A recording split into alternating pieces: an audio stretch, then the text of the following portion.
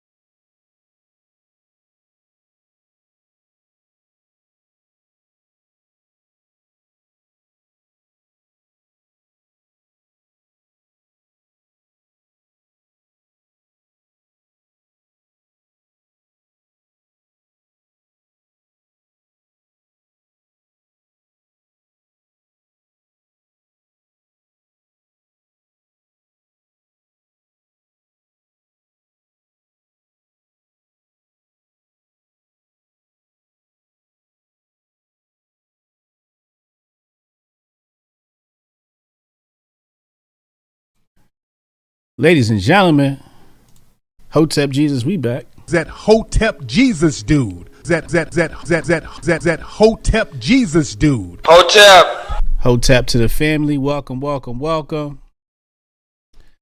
As you already know, this is Friday night, Sharp Conversations. I have a wonderful guest for you tonight, the illustrious one half of Moe Factz and Adam Curry.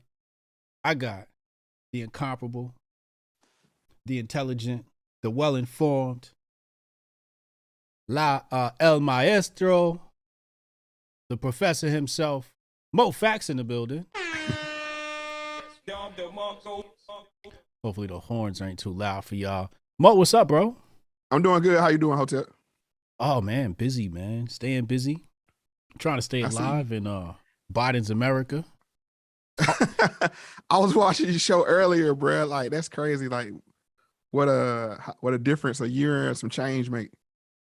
With this new regime. I don't even call it administration. This new regime. Correct. Because that's exactly what it feels like. It feels like a whole new damn regime. It doesn't feel like an administration. What is this? I think I got another bill on my desk I'm about to open up here. My rent's about to double. We went to go look at apartments today, and because of the size of my family, okay, this is a check. This is a check for soccer because I have to pay ref fees. So that's not money for me. It's just a zero balance. So yeah, we went to go look at apartments today, and so my rent is about to double because my landlord is kicking me out. Because Biden's America. How is Biden's America treating you? Well, I was separated from my day job due to the Vaseline mandates. No way. Yeah. I stood tall on it. I was like, nah, cuz I can't do that. No, sir. So that means we can see your face now. Eventually. Eventually. I knew you was gonna say I said what? I said pay attention, he about to go there. But now to be honest with you, this not showing my face has become bigger than showing my face. Yes. I could see that. Absolutely. So, I mean, I'm just going to rock out how it's going. As I tell people, I'm not hiding. That's not, you can't hide in this world.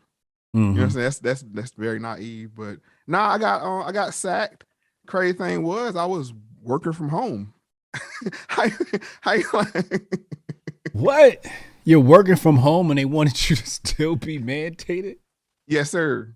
That's ridiculous. This is welcome to the clown world, and this is what we have to do. We got to mock and ridicule how silly this regime is, and that's the only way you can defeat it is point out how ridiculous it is. to say, yeah, we know you're not working with around people, but nah, you still need it. Now I'm not trying to dox you here, but this is a government or private sector job? Private sector. Private But sector. I'll say this, and this is the issue because I'm a capitalist, just like I assume you are. I don't want to make any assumptions, but a company has a right to run its company the way they would see fit. Yes. If they say, hey, we don't like the fact that you wear brown shoes, get out of here. Right. We're gonna lay you off. I'm cool with that. Correct. The problem I have is the fact that the government colluded with companies to create an environment where you couldn't work, period. For a short period of time. Explain. Well, when they came with the OSHA thing, right, that put pressure on companies to say, well, we better fall in line, whether they wanted to or not. Right. Even though it didn't stand, a lot of people, they put things in motion that they couldn't stop once they put them in motion. So my issue is not with the company itself, because I'm a capitalist. A company should be able to run its company with the way they see fit. Right. And it'd be no different if they just laid you off or fired you or whatever else. Right. My issue is with the government colluding and making, you know what I'm saying, and making an environment where employment was seen, it was seen it to be necessary for employment at all companies or most companies. Correct. And that's the issue I have with it. So did you file for unemployment, get some of that good Biden money? Man, I went and that not to be bougie, but it's like the amount of work you got to put in for that little check. Yeah. I don't know where these people get off, like, oh, people eating off of unemployment. Where's it at? If anybody, look, Moe Factz at gmail.com, if you know where them big unemployment checks is at. Not. And the other thing is, bro, as you know, I'm a content creator, and the Factz family, shout out to the Factz family. You know what I'm saying? They look out. You know what I'm saying? It's value for value. They appreciate, you know what I'm saying? They show appreciation, just like, you know, I show dedication to what the product I provide for them. So I didn't want to really get into that murky water of, am I making money? Am I not making money? When I saw that thing come back, it was like, it's a class something misdemeanor and you got to pay X amount of dollars. I was like, ooh, nah, I'm good. I'll save that for when I actually need it. You know, if I ever need it. What do you mean? Well, I mean, like, cause you know, we make, I don't know how you see what, you know what I'm saying, how the hotels look out for you, but is that income? Yes or no? You see what I'm saying? Like, so I don't want to get in that gray area of I'm getting income still when I get ready to file or whatever. You know what I'm saying? Oh yeah. And they looking at the books and yeah. Cause you know, between unemployment and PPP loans, not to go off on a tangent, but that's going to have so many people jammed up in the next couple of years. I think that's going to be one of the linchpins to the Biden 2.0 crime bill. People taking that government money. So I'm good. The kids eating. I'm eating. Right. You know what I'm saying? The dog eating. So, you know what I'm saying? The wife's eating. So she eating well. You know what I'm saying? So, you know, wifey got to eat well. You know what I'm saying? Yeah. So family's good. Everybody's good. Okay. And the Factz family make it so. I gotta show them love. Shout out to the Factz family holding you down. Very important. Because you do a lot of work out here. Informing the people. The pandemic. You obviously have survived the pandemic. Did you ever get the bug? Did you ever feel like you were going to die? Was it rough? Did you gain 30 pounds? How was the pandemic for you? Because I haven't spoken to you since before the pandemic.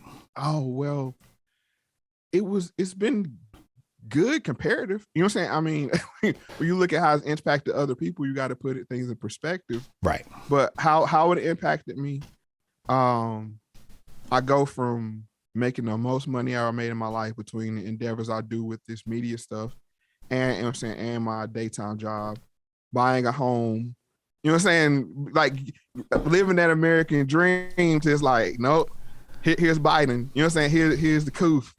You know what I'm saying? So it's like, wow, like, okay. But I'll tell you this, because me and you had to talk about entrepreneurship and things of that nature on one of our two previous sit downs. I can't remember which one. But when I started working from home and seeing the lifestyle that provided me with the interaction with the kids, with the simplification of life. Yes. Not with the office politics. Yes. that made me look forward to being an entrepreneur. I look at it like now I'm retired. You know what I'm saying? Like they just retired me. And now I'm going to this full-fledged. So I think when they sit a lot of people home, it was like, you know what? And then it's like you come back to the office. A lot of people are like, nah, I like this life I'm living. If I can carve it out doing 3-4 different things to make the same amount I'm making with this paycheck, I'd rather take that path. So I just want to bring that up because we had talked about it earlier. Yeah, no, I totally get it. Congratulations on retiring early. I think sometimes that's the best way to get thrusted into entrepreneurship is, you just get thrown into the water and you either sink or swim, right? That's it. Yeah. I mean, that's how I ended up in it, to be honest with you. I didn't fit in the corporate environment. I was constantly getting fired from jobs, mostly because I gave a damn more than anybody that actually worked there. And that was just not the way corporate works. Corporate, you're supposed to show up, do half the job. I was doing the whole job. And so did you ever get the bug? Oh, that's a second question. I think I got it early on because the company I formerly worked for had a high Asian population. So yes, I was a little more informed about, what was going on in China and what was coming here. Okay. Because I had worked with people that actually had family in Wuhan, and I don't know if I can say that or not. You say, let me know what I can say. You safe so far. Okay, just let me know. Saying like, you good. You got the 5-second delay, but yeah. So I think I got it early on because this was even when I was still at the office physically, and I something got on me. I didn't make a big deal out of it. You know what I'm saying? It felt strange. I wouldn't say it felt any worse than anything else I had before, but it felt different. It felt strange. I was like, nah, did I? And then you had that thought, you know what I'm saying? But I was like, nah, I'm not gonna make a big deal out of it. Yeah, so I guess I did. I'm more scared of the test than anything. I'm just keeping it 100. What, the thing they stick up your nose? In my brain. Like, I'm good. If I got it, you're saying knowing I got it ain't gonna make no difference. You know what I'm saying? Right. Yeah. I can we talk about that for a little bit? I mean, talk I just want about to let it. people know. I just want to let people know what's going on the corporate side, without you saying doxing or anything. You're saying or revealing. Okay, where I work for, because I got a lot of respect for the company I used to work for up until this point. Okay. Because they have helped me provide and feed my kids for 15 years, so ain't no animosity there. Okay. But the option they gave me was, where you can file for a medical, right? I mean a religious exemption, but you got to get tested daily. What? Yes. So I was like, knowing me, about 2 weeks in, about 2 weeks in, I'm gonna end up cussing somebody out. You know what I'm saying? You jabbing my brain, and then you in that high traffic area and people's jabbing stuff in your brain. That's not a good idea. But here's the kicker. Okay. For lunch, you got to sit into a segregated area. You can't sit in gym pop. Unjabbed versus jabbed. Okay. And the double face diaper. And masked up. 2. So are both groups masked up? Well, if you good, you got to wear 1. If you haven't had the medical experimentation, you got to wear 2? Yes. Oh my God. Daily test, and you got to sit in the Jim Crow seats. What the hell is going on, bro? This is corporate America. And this is why I'm giving you the report. Right. I'm not saying this like for people to feel bad for me. No, I'm looking at what's going on culturally in corporate America. And then you factor that in with the DEI, the diversity, and was it inclusion and whatever it is. You know what I'm saying? Like the grift. Right. Yeah, make sure we got enough black folks working here so we look like we care. Right. Yeah. That kind of thing. And then just between those two, I was like, yeah, this is. I said like this. I'd rather take this leap at 40 because I might not make it to 50. How I roll, you know what I'm saying? Because I'm the same way in real life as I am when I come to speak to you or when I speak on any platform. So it's just like, I can see it. You know what I'm saying, man? It's crazy out here. Why for people to work in corporate America. Why you say you might not make it to 50? In the company, because it was just you could feel, you could feel the culture changing. Yeah. Did you have pronouns in your email signature? I didn't, but they did have that. They had the reading list that came out when George Floyd situation had read these books. Oh, wow. Here's the kid. I don't want to go too long on this on what's going on in corporate America, but the crazy thing I seen was right after George Floyd happened, they had these meetings where people can come there and you as a Black person can tell how you experience racism. And this was the sickest form of S&M, cultural S&M that I ever seen in my life. That people would get up there and like, yes, when I went to college, they didn't think I belonged in the academic gifted program or whatever. So they asked, do you belong here? And it just broke me down. And he like, they're saying the white people like, oh, you know what I'm saying? So it's like, and I'm sitting here just like, 'cause I only went to one. Yeah. I just want to see what the vibes was. Like, okay, let me see. Let me see what's going on. Let me do some reconnaissance. Yeah. this might be good for if and when I'm on the outside. You know what I'm saying? Just see what's going on. Some good content. But I'm sitting here like, I'm like, are you kidding me? As a Black person, I would never, ever get up in front of non-Black people and let them know what get up under my skin to the point, you know, and then it was all the stuff was trivial. You know, I'm like, are you serious? And I'm like, this is what we're doing. This is what we're doing. So yeah, I knew my days was numbered in that aspect of it. Did you ever feel like you are on the outside, for example, with not having pronouns in your bio and so many people conforming? Did you ever feel like you were kind of exposed as somebody who wasn't going along with the agenda without even saying anything, just by your existence at the company? Well, at the company, everybody knew what I mean. I was the dude that told him Trump was going to win in 2014, 2015. Oh, so, you wasn't hiding it. Hell no. I'm okay. Like I said, I'm this person. The thing is, this is not like a character I created to come online.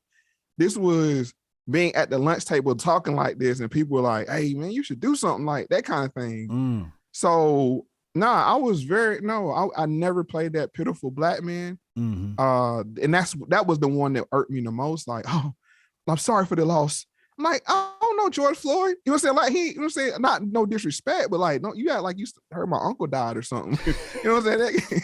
It's like, come on, you know what I'm saying? Yeah. It is the awkwardness of it, and a lot of the things I didn't agree with, like the pandering and but the funny thing I noticed was like they had like the Black month. It wasn't I think we got like an extra month around George Floyd. You know what I'm saying? Because we already had February, right after George Floyd happened, it was like a ad hoc Black History Month. If you know what I'm saying. Like everything was on TV was Black, you know what I'm saying? Everything was Black Lives Matter. So they did this whole thing for a month, and after that came the LGBT. And it's like the Black people got a bunch of rhetoric, but the LGBT actually got tangibles. And I was sitting back corporate. I was like, okay, all right, this ain't just political.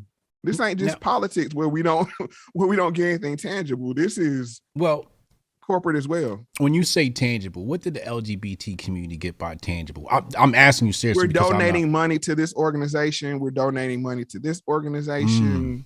We got reading book list. Yeah. That's the difference. Okay.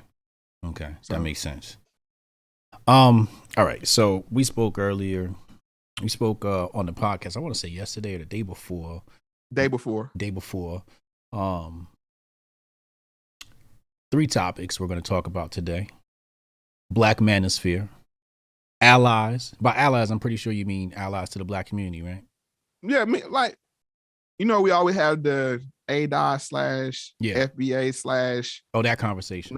That, or we can just talk about allies in general. You're saying we're gonna cover it all. Yeah, we can cover it all. And then SCOTUS. So I want to actually go backwards in the order. You sent it to me. I want to go in the order. I just mentioned them. Let's start at Black Manosphere and work our way towards SCOTUS. Why did you want to talk about the Black Manosphere? Did you see a problem there? Did you see something good coming from it? Well, what was that? What was that all I know about? you keep your ear to the ground. You pay attention. You know what I'm saying? Like you pay attention to the metaverse. Let's just call it that YouTubian. I try. And I know you talk about relationships. You have your other show. Yes. Where you talk about relationships, interaction between, females and males. So I thought that would be a good topic to see. Have you noticed how people are stepping away from it? Are you aware of the black? I'm sure you're aware of the Black Manosphere, but I just found that fascinating because it's supposed to represent people like me and you. Yeah. So I thought it would be a good conversation. Do you think it represents us? Do you think it served a purpose? Well, let's talk about who are some of these prominent figures in the Black Manosphere, because I'm not familiar with the Black Manosphere. I didn't know there was a Black Manosphere. When I think of Black Manosphere, I think of Minister Jap. Okay, that's yeah. Fresh and Fit. Yep.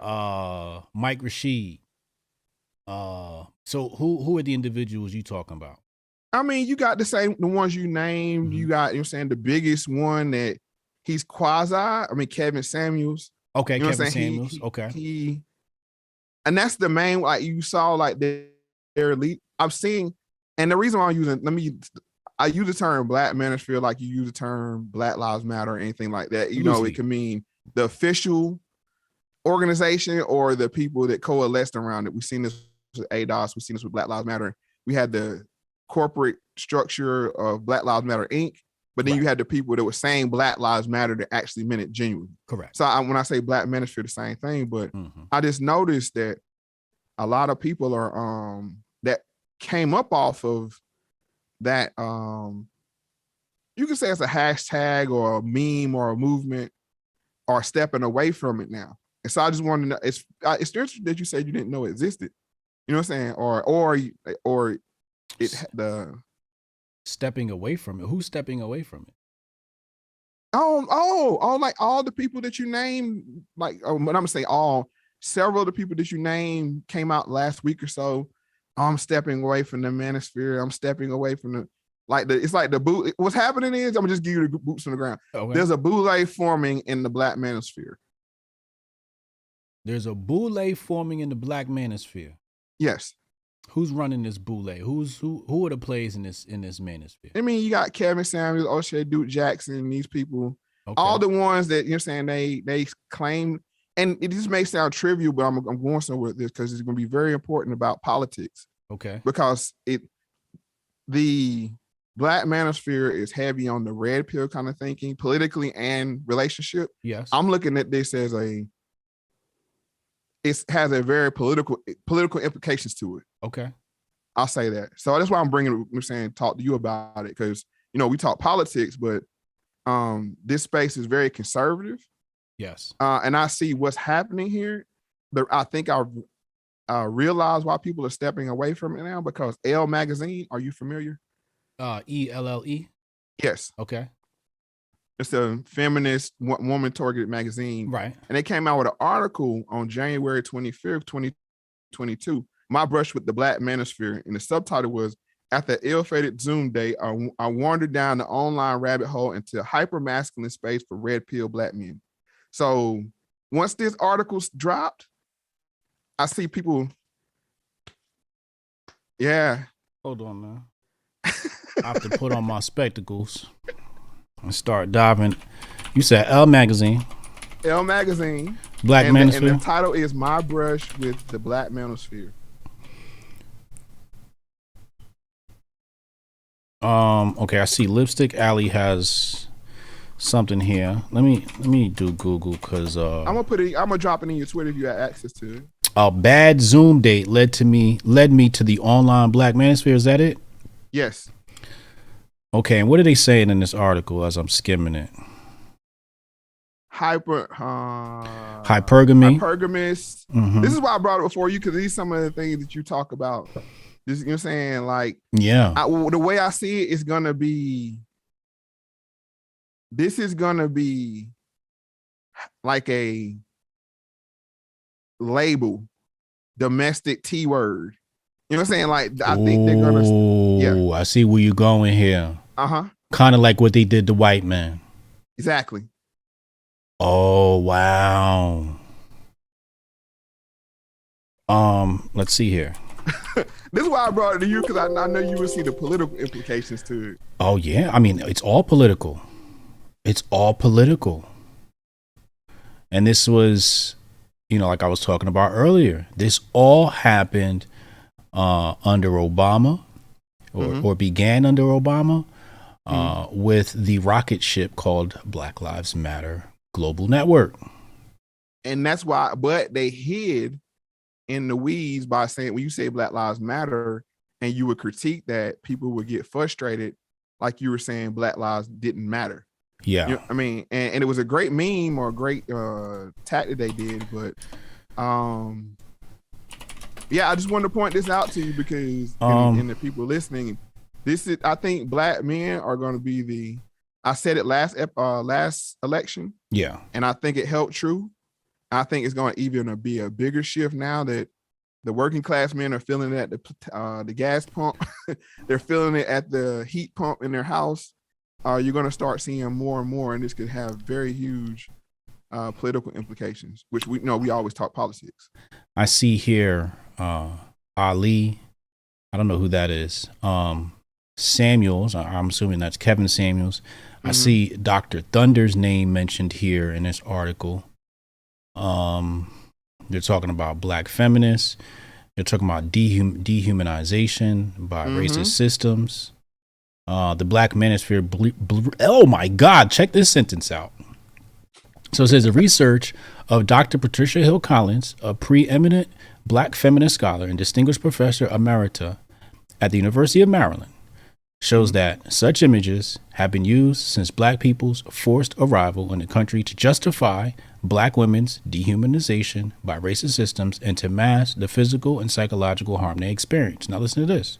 It says the Black manosphere breathes new life into these long-standing cultural memes and helps to reanimate their virulence in digital spaces.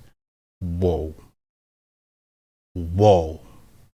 I got chills up my spine, bro. And you know what that means when we talk about platforms and deplatforming and demonetization. Oh, shit.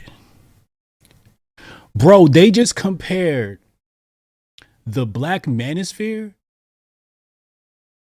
to the transatlantic slave trade. Yes. Oh, God. A 2018 study analyzing the abusive and violent tweets women receive on Twitter found that Black women are 84% more likely than their white counterparts to experience violent threats and language on the platform. The vast majority of the language was racialized.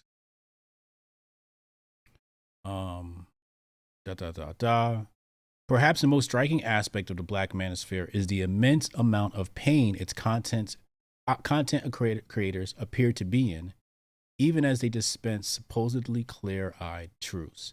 Let's talk about that. Because I actually agree with that statement. These men do seem hurt. They do. They definitely seem hurt. You see the same thing, right? I do see that. Because here's the thing. There's nothing wrong with, learning from your mistakes and trying to teach others from the, your past or pain or whatever. Right. But if you haven't gotten over it yourself, then you can't help anybody else get over it. So I think that's one of the issues with it. But then we had to question who caused the pain. Mm-hmm. Who's the root? Who's the root of the pain? Mama, the girls that they liked that they couldn't get. There was, I I would, for lack of a better word, mean, vicious. A lot of people get kicks off of kicking down on the little guy, because we know that's a tinge of the red pill. People that may have not been successful with women in the past, that kind of thing. So yeah, I understand the hurt part of it, but the issue, like I said, I want to bring up is I think this is their way of gutting something before it gets off the ground. And it's not even about the black manosphere, but that's the term they're going with. That's why I bring up that the terminology. You can call it all kind of different things. But they're loading up their cannon, the cancel cannon, as I call it, and aiming it right at this. And I think the boule are running. The top knows what's coming. And they all doing their, I it's kind of like the January 6th thing with people after the fact. Yeah. That were tweeting it, or I don't know if I can say that either. Can I say that? No, you good. Yeah. Okay. But just how they went backwards. Right. Like, oh, you were tweeting January 6th stuff or QAnon stuff. I think this is another honeypot, for lack of a better word, that they're gonna use to really what they're gonna use is deperson. You know what I'm saying? This is gonna deperson people, if is that the correct term. Do you see Kevin Samuels backing away from this? Because you said some people are backing away from this. Do you see Kevin Samuels backing away from this? And if he is, like, what is he going to now? I'm gonna do this same. It's kind of, I'll give you an example or a metaphor. It's kind of like Aunt Your Mama Syrt. Okay. You know what I'm saying? They taking the label off of it, but they selling the same syrup. I got you. So that's kind of what they're doing with the content. They're taking the blackness off of it. Well, no, they're taking off the black manosphere off of it and putting another label on it, but you're not changing the actual content of what they're doing. I got you. Yeah. No, that makes sense. This article tells on themselves, right? Because it says here, during our interview, Ali asked me why am I a feminist? And I'd answered a similar question from my date months before in an almost exact way. Now, peep this. It said, I told them both that, for me, black queer feminism provides a lens and a framework through which to see myself and other people of all genders more expansively. I explained that black queer feminist scholars have pushed me to question the limiting nature of white dominant definitions of masculinity and femininity. I talked about the freedom to each other, especially black people as a whole, myriad, and not boxed in by what we are told we have to be. Strangely, or perhaps miraculously, they both agreed with this part of the feminist doctrine they purport to hate. Now this is the part that where they tell on themselves. She says, black queer feminism provides a lens and a framework through which to see myself and other people. So they're not seeing heterosexual relationships through the lens of a heterosexual woman. They're seeing it through a lesbian. So now can we talk about SCOTUS?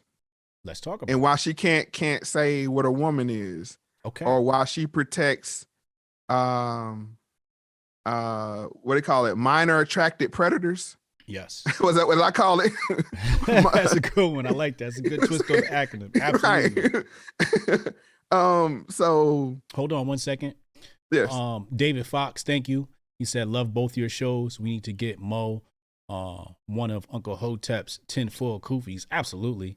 Sophisticated ignorance. Thank you. He said, you're Facts fam in this beer.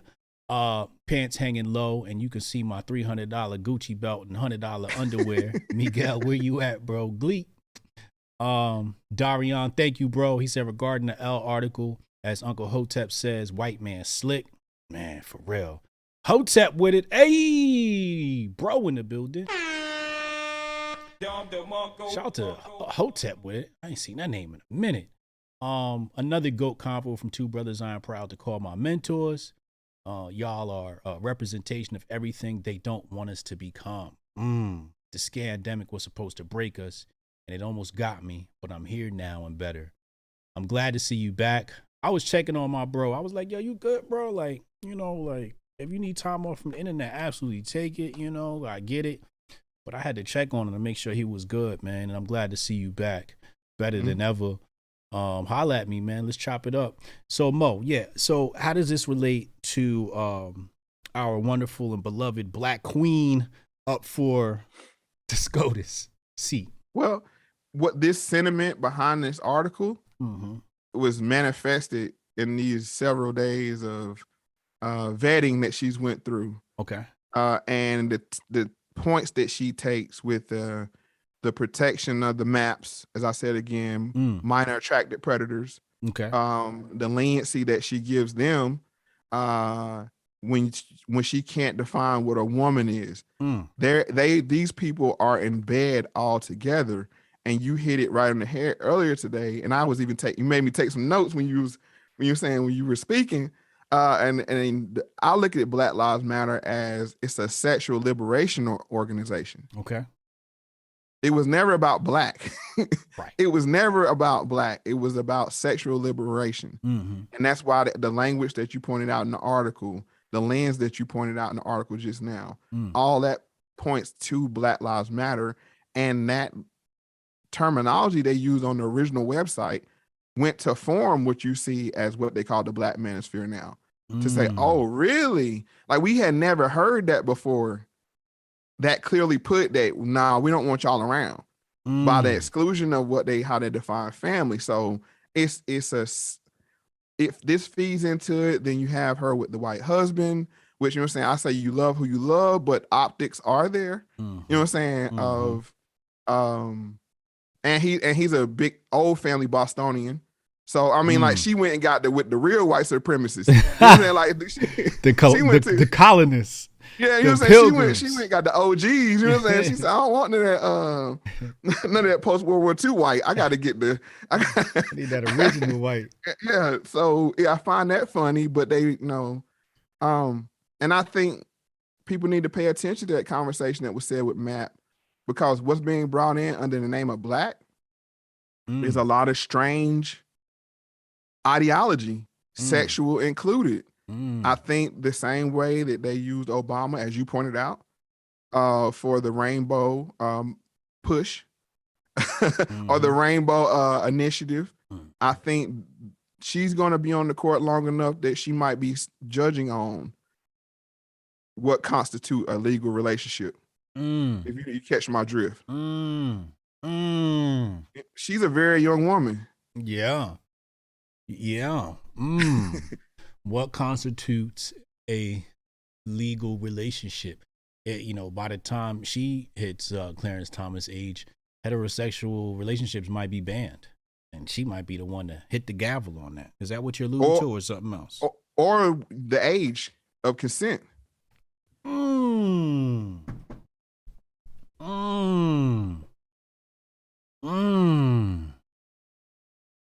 And let me give you a little factoid here that I haven't heard anybody mention, that people may have mentioned it. Okay. But she is the one that sentenced the Pizzagate guy. Correct. So I find that, as in, you're willing to sentence a man going to help children more time than you are to men that actually hurt children. Make that make sense?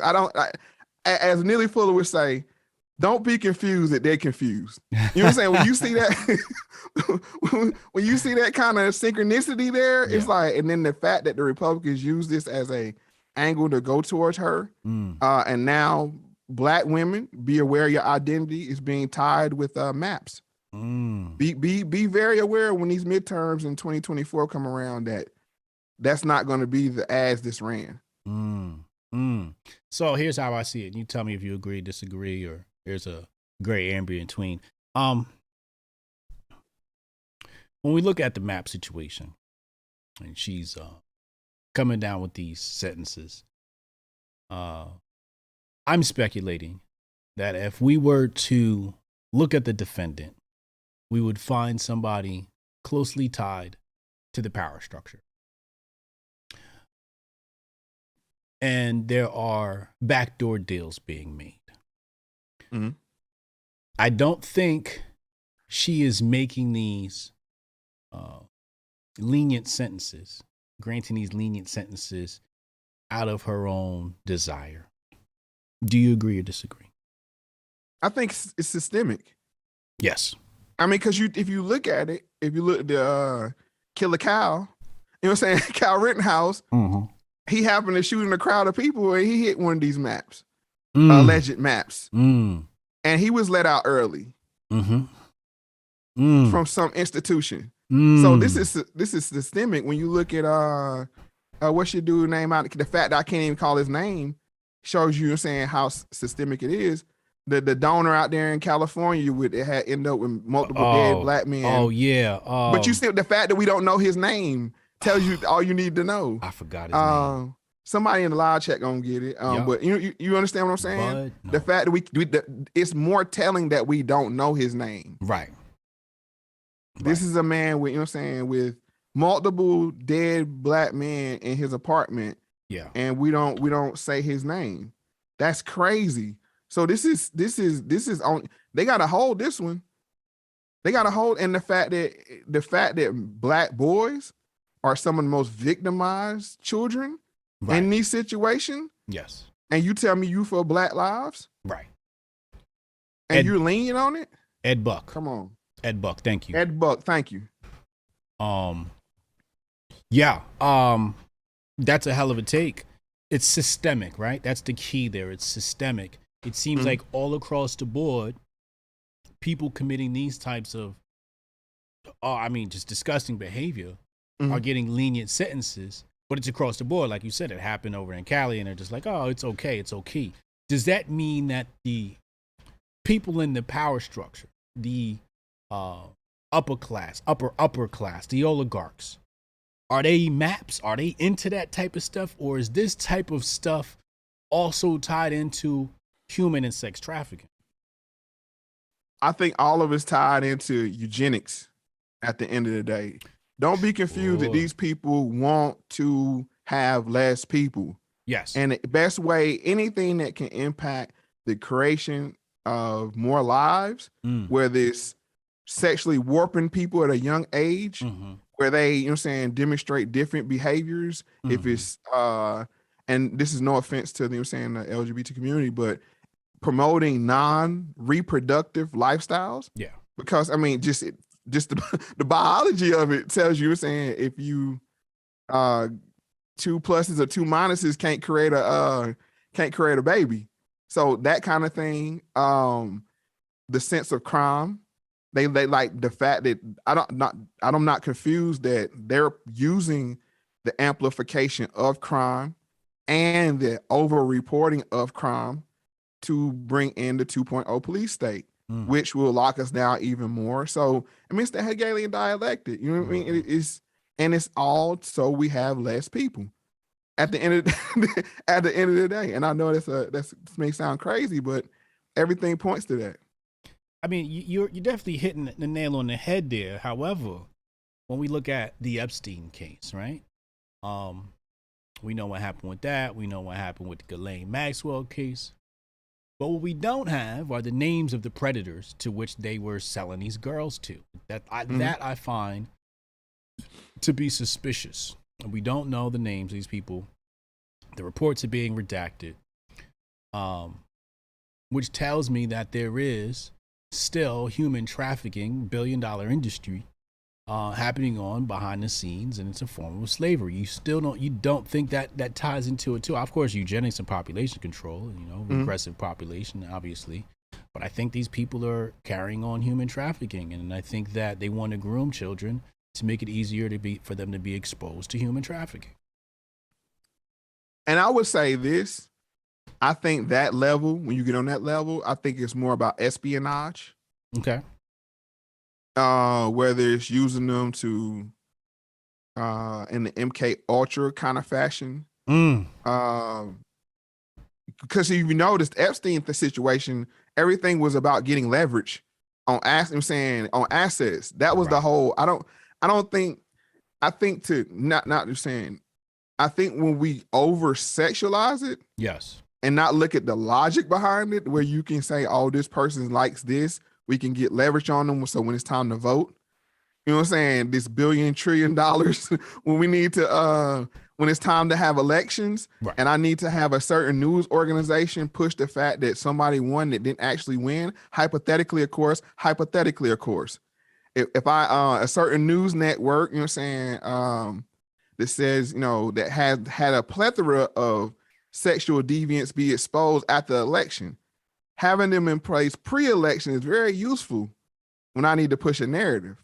And you saw this with Me Too as well. These men in Me Too had things hanging over their head 20, 30 years. So it's like, hey, it's all about control. And I think people get caught up in the sexual aspect of it. Now there's an esoteric aspect of it too, that some of them get off on fear and murder and all kind of debauchery. You know what I'm saying? Like, I mean, like that is that sick. They're sick. Yeah. Yes.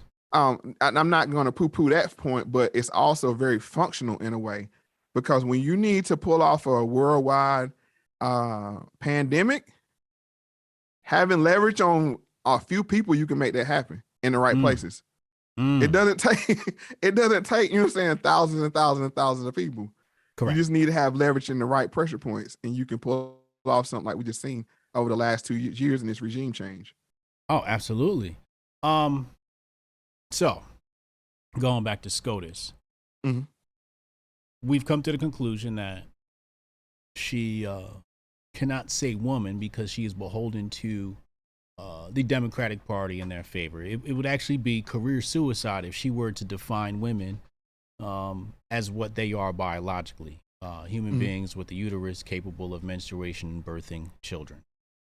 You would agree with that? I would agree with that. Okay. Here's my other problem with this SCOTUS situation. Republicans have spent too much time on the map conversation. And by that, I mean, they're not going to get anywhere with that conversation, right? They pressed on about 2 days on that question, and the United States people don't know about the other issues and how they could vote, right? Would you agree with that? Let's start there. Do you think they spent I don't think they spent too much time at all, because I kind of understand what they're doing here. Okay. You have to keep them talking about it in that hearing. Let me be clear. I don't think they're going to make any change, because as you heard them say themselves, the most troubling thing I heard out of all of this wasn't about her.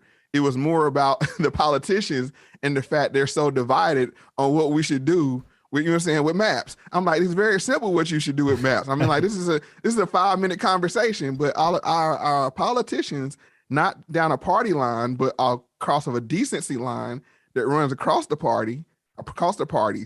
That's more shocking to me. But I think the fact that some of the Republicans understand that we don't have mainstream media anymore. We have meme stream media. We have political ads, and they were collecting B-roll. All they were doing was collecting B-roll. So when these midterms come around and you have a quick, poppy, snappy 1-minute political ad to say, do you know what a woman is? And she's sitting there floundering and you're saying flustered. Correct. And then it's like, do you want to vote for somebody this, you know what I'm saying, doesn't know what a woman is? Brought to you by the Republican Party. You know what I'm saying? It's excellent. I'm all for the memes. So I think it's a great way. You know, they tied the albatross around the Democrats' neck, like, you know, and by association around Black women's neck that are supportive of the Democratic Party. Let me be very clear, not all Black women. They tied that, like, here, you know what I'm saying? Y'all want her, y'all gonna have to take her with the maps. You know what I'm saying? And that's gonna be her legacy. And you know, it costs like Clarence Thomas' legacy is a pube and a Coke can. I mean, that's his legacy. So No, I agree with that. I know I could tell they were campaigning. My issue is how they handled the map conversation. It was almost as if they were doing too much of the trying to get sound bites, too much of the campaigning, and not enough of getting to the root of the problem. For example, when they brought up the one case where she gave the dude 3 months, and I think it was Cruz. Cruz asked her, do you regret your decision? And on that day, they had 20 minutes of time. I would have said, hey, on this case right here, this person had 3 months. It would have took me a minute to get my question out. I would have spent 19 minutes working on her to answer the question. Yes or no? Chair, can you please have her answer yes or no to this question? I only have 20 minutes and she's dancing around the question, right? Cruz was trying to do too much of a show. Not enough for the sound bites. Just for the sound bites. That's it. Yeah. Yeah. So it's like, if you really cared about these map situations, we could have cut right to the truth and say yes or no, do you regret? And get her to say, yes, I regret that decision. That would have been a win for the American people, but they weren't out for the American people. I'm asking. No, they can't. Go ahead. They can't go too hard on the maps because they got maps in their own camp. Oh, you know what I'm saying? So when you pull back that rug, you know what I'm saying? Like they just got a little peek under the rug. You know what I'm saying? Like, let me just pull this one corner back. You know what I'm saying? Look, just because they know when they pull that rug, we can't forget about what's your dude name, Larry Johnson. Yeah. Back, you know what I'm saying? When they was running them back in the early 90s, when Bush was in the office, you know what I'm saying? We can't this map thing go, you know what I'm saying? This is bipartisan. This is, you know what I'm saying? Maps is bipartisan. So they can't pull back that conversation, but you get they were throwing red meat to their followers. Yeah. Because they understand the MAGA crowd. Right. And I don't use that in any semblance to 45 Savage. I think it's become its own thing. The MAGA crowd are they're anti-map. Correct. So anything you can throw them, it'll motivate them to go out in the midterm and vote. And that's what it's all about. It's not about solving the problem. From my perspective. That was my issue. For example, what do we know about her stance on free speech? What do we know about her stance on gun control? What do we know about her stance on central banking, cryptocurrency? We've got nothing. Do you know anything outside of the map situation that we know about? Yeah, her? I know. Okay. Guns are bad. Okay. We control what speech is. My side, her side, the Democrat side control what speech is. Okay. I mean, she has no. Are you she's saying this from speculation, or are you saying this from the hearing? I'm saying this from the fact that what party nominated her. She can't go in there and be creative. I mean, that's the thing. Like all these people, oh yes, Queen. You know what I'm saying? Queen gonna go in there and vote party line. I mean, that's what's gonna happen. So it was much to do about nothing. And I'll say this the same thing with the Kavanaugh thing. You know what I'm saying? You didn't know where he stood. It was about what he did when he was 15 years old. I mean, this is what these things have become. You can't stop them really. Because if you can stop them, I think we got to past the point of you won't get justice from the opposing party if you don't have the votes. So it's like now, how can I stain this person the image for the length of their time on the bench? Right. I think this is just how the apparatus or the situation is set up. It's not, you're not gonna get any answers from them because they on the vote party line. Or unless it comes to money, and then they're gonna vote the money line. It's like, you say, where you feel out raising taxes on the rich? You know what I'm saying? It's like, nope. You know what I'm saying? Like really, really raising them, or however you want to look. You know what I'm saying? Nah, anything that's gonna impact the uber rich negatively, that's gonna go the uber rich's way. Wait. Are you for taxing the rich? No. Okay. And because they never will, because the rich people write the rules. I mean, like, if you were the banker in Monopoly and you could print your own money, you know what I'm saying? You would never lose. I mean, it's like, oh, I'm the banker and I'm playing. You know what I'm saying? Let me take another $500 bills out here, and that's what they're doing with printing this money. You know what I'm saying? It's just okay. Access, we could print more money because we own it in Federal Reserve. So I mean, that's you. And I don't think the people that we see as rich are not rich. Yeah. So Zuckerberg is not rich. Let's just get it clear. You know, and I know that's coming from me. They're like, this nigga crazy. You know what I mean by that is that these families that you were hearing making $1 million a day back in the 1920s, where did they go? Do you think they just fell off? No, they they prop up people that, you know, these billionaire actors. So I mean, that's what I think are the really rich people. Right. Let me grab some super chats, and I got another question about the SCOTUS hearings. Twiggy Buck said maps are the only good thing. Maps are only good for one thing, and that is to hang on walls. I love the double entendre there, Twiggy. Big Elvis, thank you for supporting the channel. Girth Brooks, thank you for supporting the channel. That's a crazy name. That's a crazy name. There should be more people in here learning this. Yeah, that would be fine and dandy and wonderful. Chandler Berry, gentlemen, thank you both for this collab. We need this duo together more often. An amazing conversation so far. Factz family, Hotep Nation. Thank you to the individuals that are not grifting and supported the channel. So here's my problem, right? Mm-hmm. We have these different ways that we can scrutinize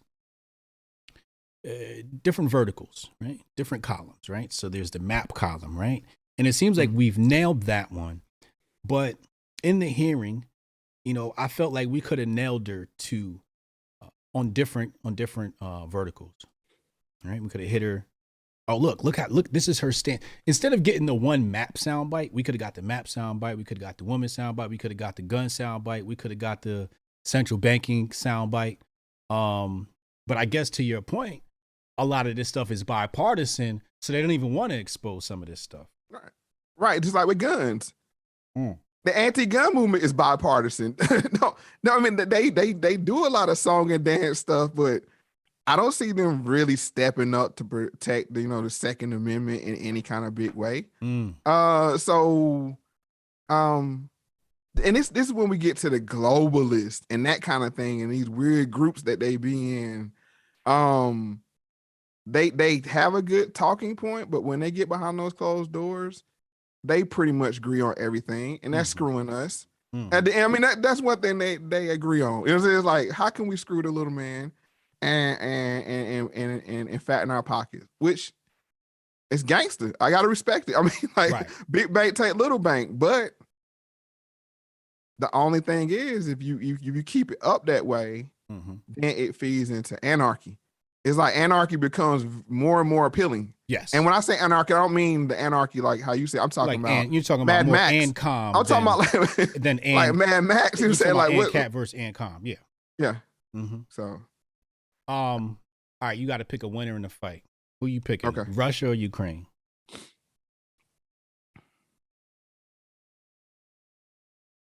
I think Russia could push over Ukraine anytime they want to. No, this is a question about your preference. Who do you want to see win the war, Ukraine or Russia? Ooh, that's a tough one. Okay. I usually don't comment on white crime. No,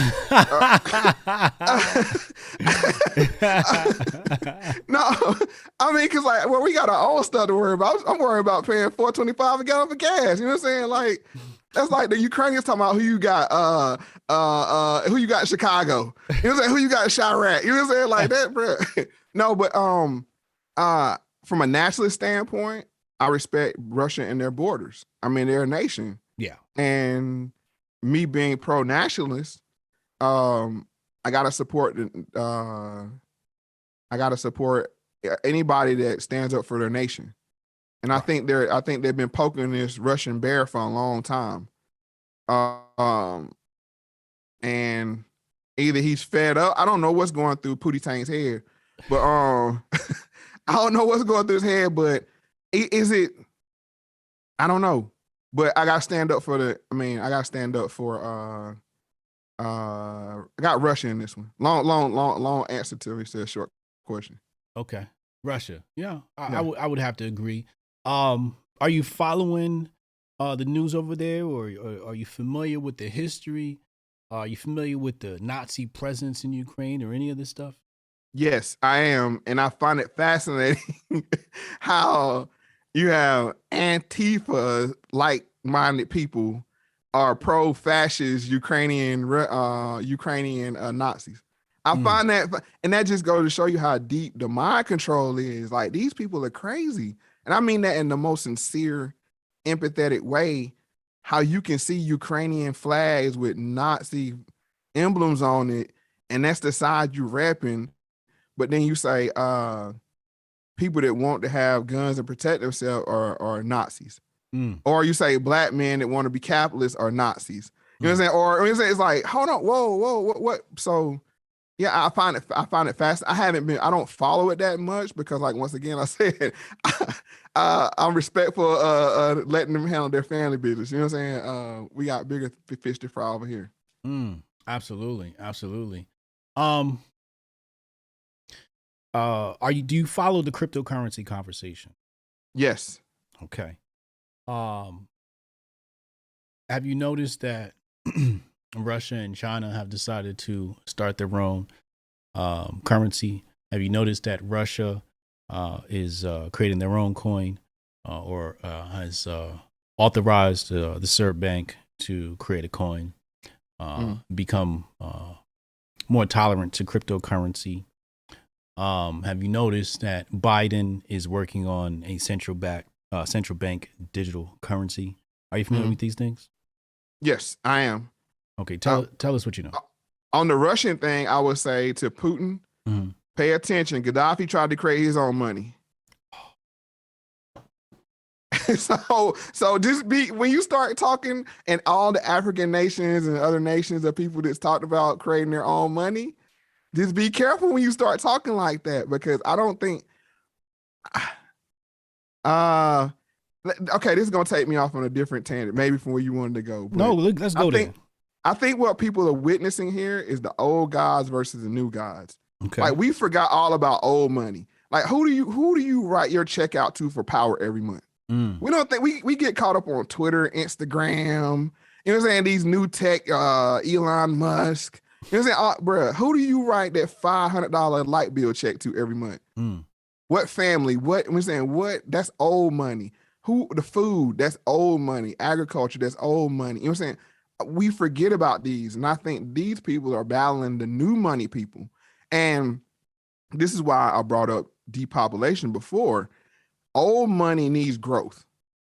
It's only two groups in this whole thing. It's more people group and less people group. That's it. That's the divide. That's the binary. And with tech, robots, AI, you need less people. And you notice these are the people that are pro Vaseline, pro all these other things, right? Because they're like, we need less people. Now the old money is like, hold on, cuz. Like, you know what I'm saying? We need Jack and Jill to have little John so he can buy a Ford 18 years from now. You know what I'm saying? Like, these are buy food or buy electricity from us. This is the old money. They need more people. And I think we get it confused when we talk about conservative and liberal and that kind of thing. It's either pro-growth, family, conservatism, neighborhoods, you know what I'm saying, peace, that kind of thing, or it's dystopian, less people, social credit scores. You're going to have license to have kids eventually, because if you collecting UBI checks, best believe you're going to be taking a birth control or some kind of effect if you plan on getting that free money. Okay. Because like, I'd rather pay you than take care of your two kids for the next 40 years. All right, so let me ask you this. We got the conversation of old money versus new money. I don't have any disputes on that.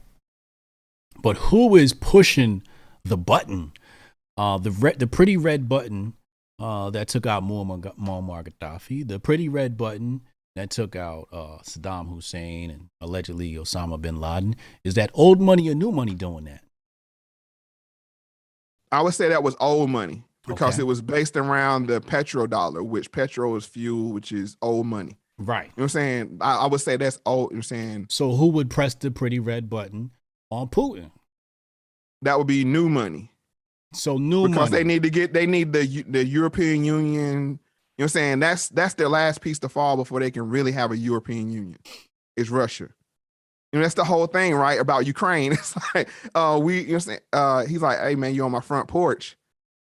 You know what I'm saying? Y'all done came already in my yard. You know what I'm saying? Now you on my front porch. And it's like, get off my front porch. But the European Union or NATO or whatever you want to call them, it's like, ooh, we just itching for Putin to do something. And these neocons, we need to, anything we send to them is an act of war. And you hear the neocons trying to push that, like, we need to send them this or send them that, anti-ships. And that's why you see all the pro-Ukraine ridiculous propaganda. You know what I'm saying? Like, it's double tongue, because it's like, hold on. On one hand, Ukraine need our help, but on the other hand, they're giving Putin the business. It's like, which one is it? You know what I'm saying? Like, if they giving Putin the business, why do we need to jump in? But at the same time, you have him going around begging for aid, and that will come from the new money, and that's the new world order that you hear people talking about is social credit score, UBI. Another term I call it is sector security. That's what I think the new crime bill is going to be. You're not going to be able to leave certain parts of town if you're scoring high enough, you know, or if you have a felony. Or I don't think mass incarceration, I don't think prisons work anymore. It's just like stay in your sector, you know, and it's going to be like on the wire at Amsterdam. You know what I'm saying? Like, it's going to be like, you see Baltimore already. Do all the drugs you want. We ain't going to bother you for minor offenses. You know, just stay in your sector and you're good. I think all this leads to the new money, and that's the way they handle business. So I think this is the war we're really seeing is between, do we need to have more people or less people? Okay, so the new money wants less people. Right. I agree there. Now, the old money was pressing the pretty red button. The new money you're saying will press the pretty red button. But I see the new money as handling problems differently. I see new money as, instead of directly bombing a country like Russia, which I don't think we'll do. If Putin is, if anything, I think there'll be some, let's just say, ops on the ground carrying out the assassination. Okay. If anything. But a direct assault, I think, number one, it's not profitable. Right. What's profitable is destabilizing the region and creating a malignant tumor in the region. They've done this in Afghanistan. Currently, Ethiopia is fighting a civil war. It's happening in Somalia. Biden is actually bombing Somalia right now. This happened in Syria. It's happening in Libya. It's happening in Sudan. And really what it is it's sustainable market economy for the military industrial complex. A direct bombing of Putin would not be financially beneficial, but a long sustained war, right? For example, you saw that Biden has granted a certain dollar amount of aid to Ukraine, right? And we know that inflation is due to the printing of the dollars, and the printing of the dollars is only made possible through debt. So basically, the cost of the Ukraine war is a burden that the United States people will have to bear. So I don't see new money as saying we're going to go directly after Putin. I see them as saying, let's just destabilize the region and let the people there take them out. I would say new money doesn't want to take Putin out. I agree with you. Okay. Putin is more valuable as a bad guy. Right. Because if you notice, we went from 45 Savage to CV-19 to Pootie Tang. They always got to have, and then he started waning. Now it's like, oh, you know, all the politicians come back with the CV, you know what I'm saying, 19. It's like, oh, we need long. It's a formula. It's like we need to plug in a bad guy. Dr. Claw. Yeah. Remember, it's always, now it's Russians. If you notice, Facebook has changed their terms of services to say, oh yeah, you can go at Russians. It's like Russia's the new N-word. You know what I'm saying? Like, I mean, like the same way in 2000 we did 2001 we did with Muslims. It was like, you know, all Muslims. Like, right. It was, you know, if you got on the plane with somebody, you know what I'm saying, with a turban on, it was like, oh, you know what I'm saying? Like, oh, that's the mindset people are at now with Russians. And it's crazy. It's like they can easily, just like people that didn't wear a mask. You had people saying, going to the extremes with the whole Vaseline situation, that if a person doesn't take the Vaseline, they shouldn't be treated. Right. Like this is how you get world wars. When you have that kind of sentiment of hate towards the Germans or the Japanese or just fill in the blank. So they need a bad guy. The same way in World War II, I'm sure they could have went and took out the top dog in Germany.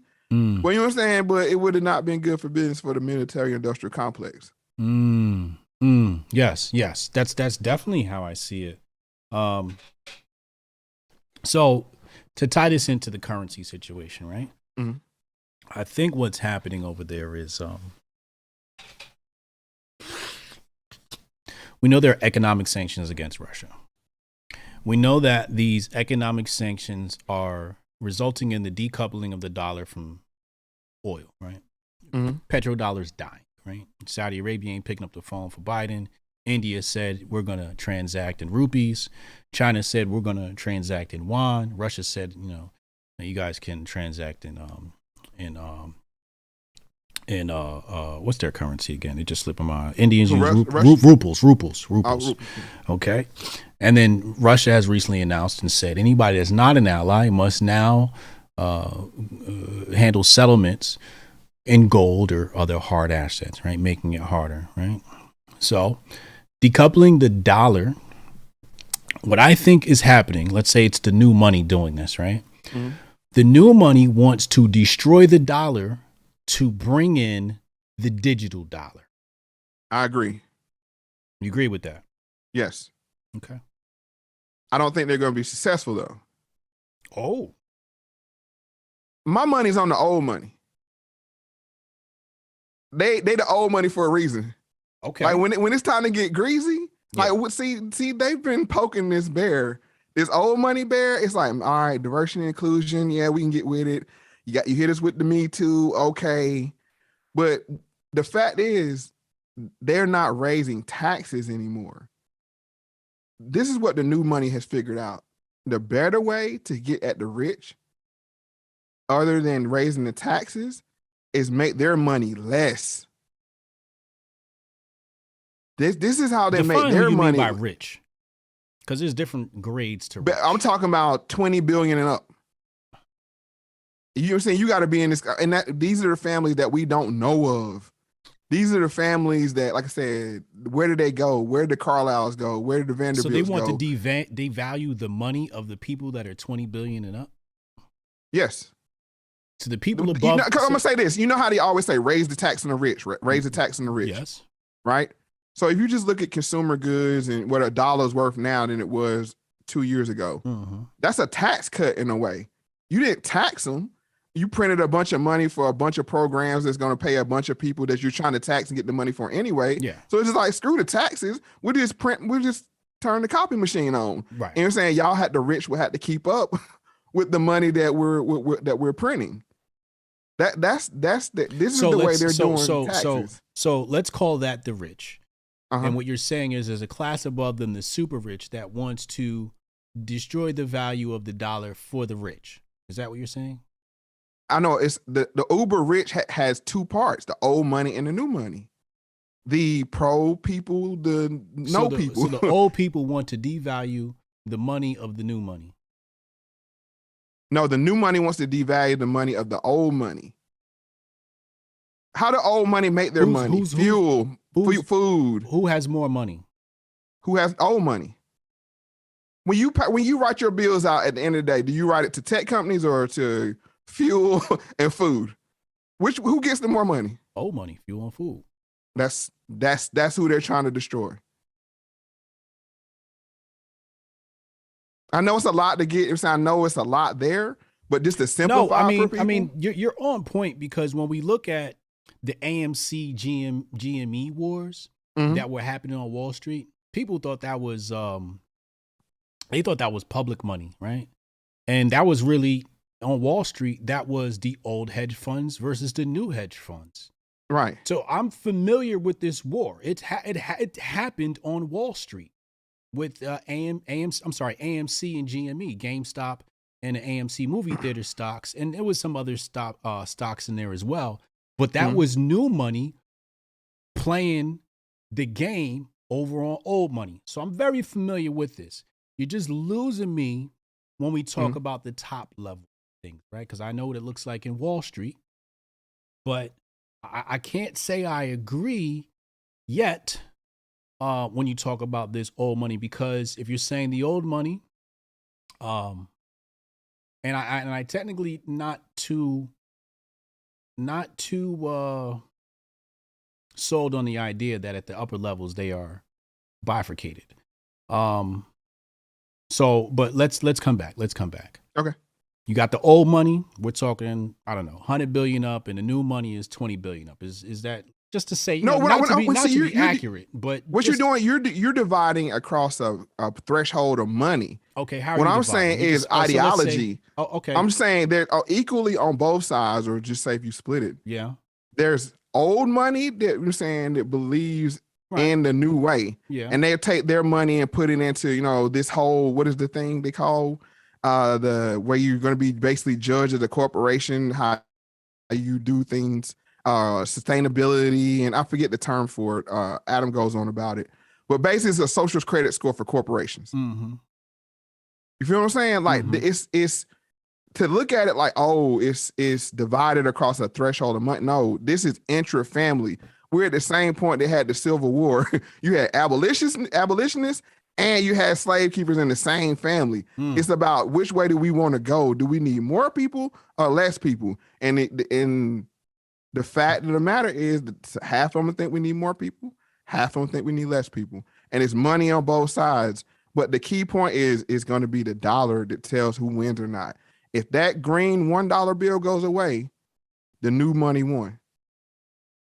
But I don't think they're going to go away because there's so much magic in that dollar bill. That dollar bill you can pull around anywhere in the world and show it, and people respect it and know what it is. You got to understand, though, that the old money is creating the new money. And the old money created the game, so the new money can't fool the old money out the game. Well, they funded the new money. Correct. They fund right. They launched the venture capitalists. How did they make their money? They took most on banking and old money. You know what I'm saying? Old ways of making money. They said let's created the game. Right. They created the money game. You cannot fool the game master. You cannot fool the GM, right? And you got to understand the old money don't operate off of money. I'm gonna disagree with you. I'm gonna disagree with you. This is where the debate comes, because you promised a debate. So this is where I disagree with you at, because you're associating old money with old way of thinking, and that was true at one point. But even on your today's show, you brought up the fact that tech savviness and tech literacy is gonna matter. The old money is like, the internet, that's just an old, you know what I'm saying? That's just a hocus pocus kind of thing. But we'll throw some money into it just in case it pop off. You know what I'm saying? Like, but we've been making our money off of cattle and fuel and you know what I'm saying, banking and sound ways of making money. Right. You feel what I'm saying? Now their kids, if you look at it, a lot of the kids of the old money have took the money and took it into putting into tech.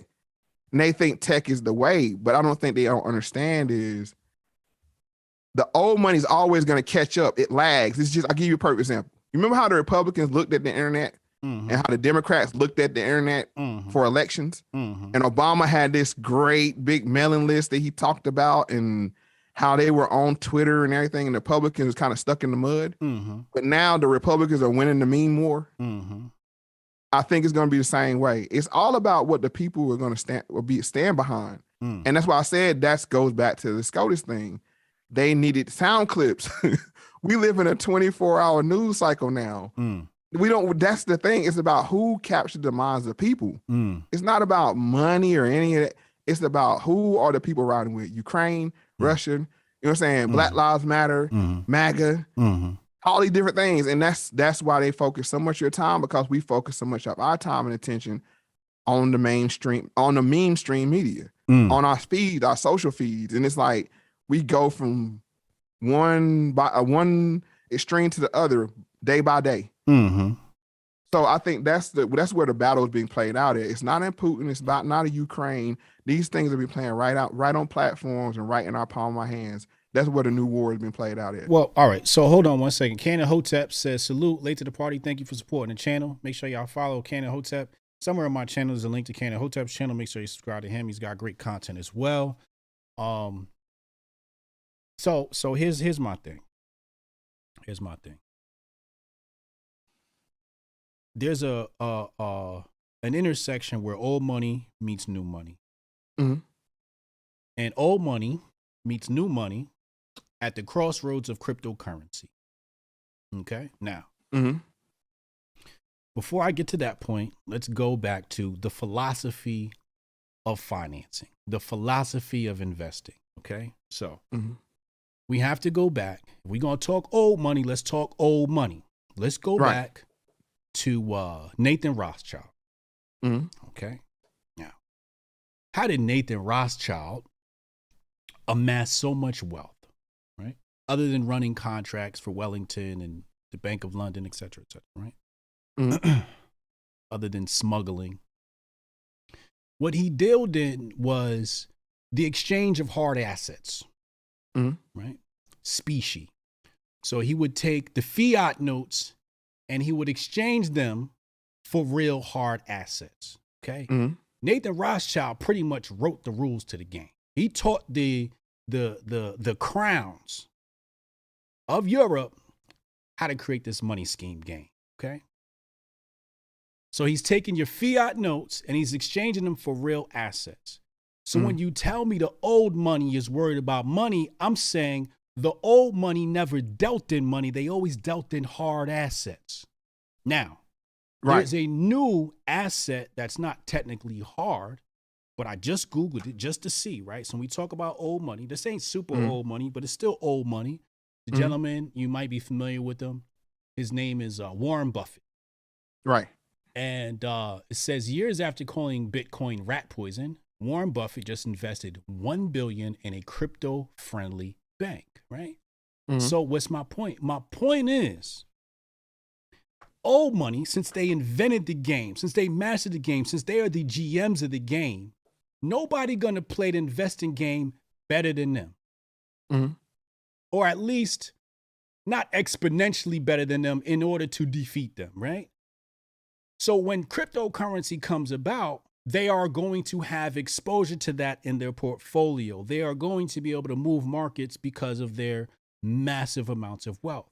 You cannot take away old money. Like you said they want to devalue the money of the old money. You can't devalue old money because old money don't deal with money.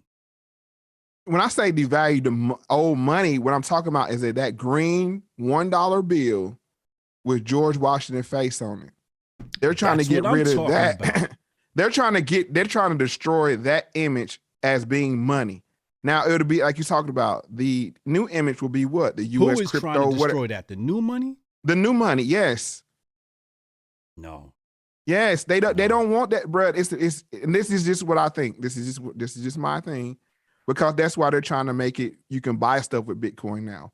It's now because a lot of people look at Bitcoin as an investment tool. You know what I'm saying? Like I hop in at 40, I hop out at 44. You know what I'm saying? Right. I transfer back over to cash. I wait for another drop.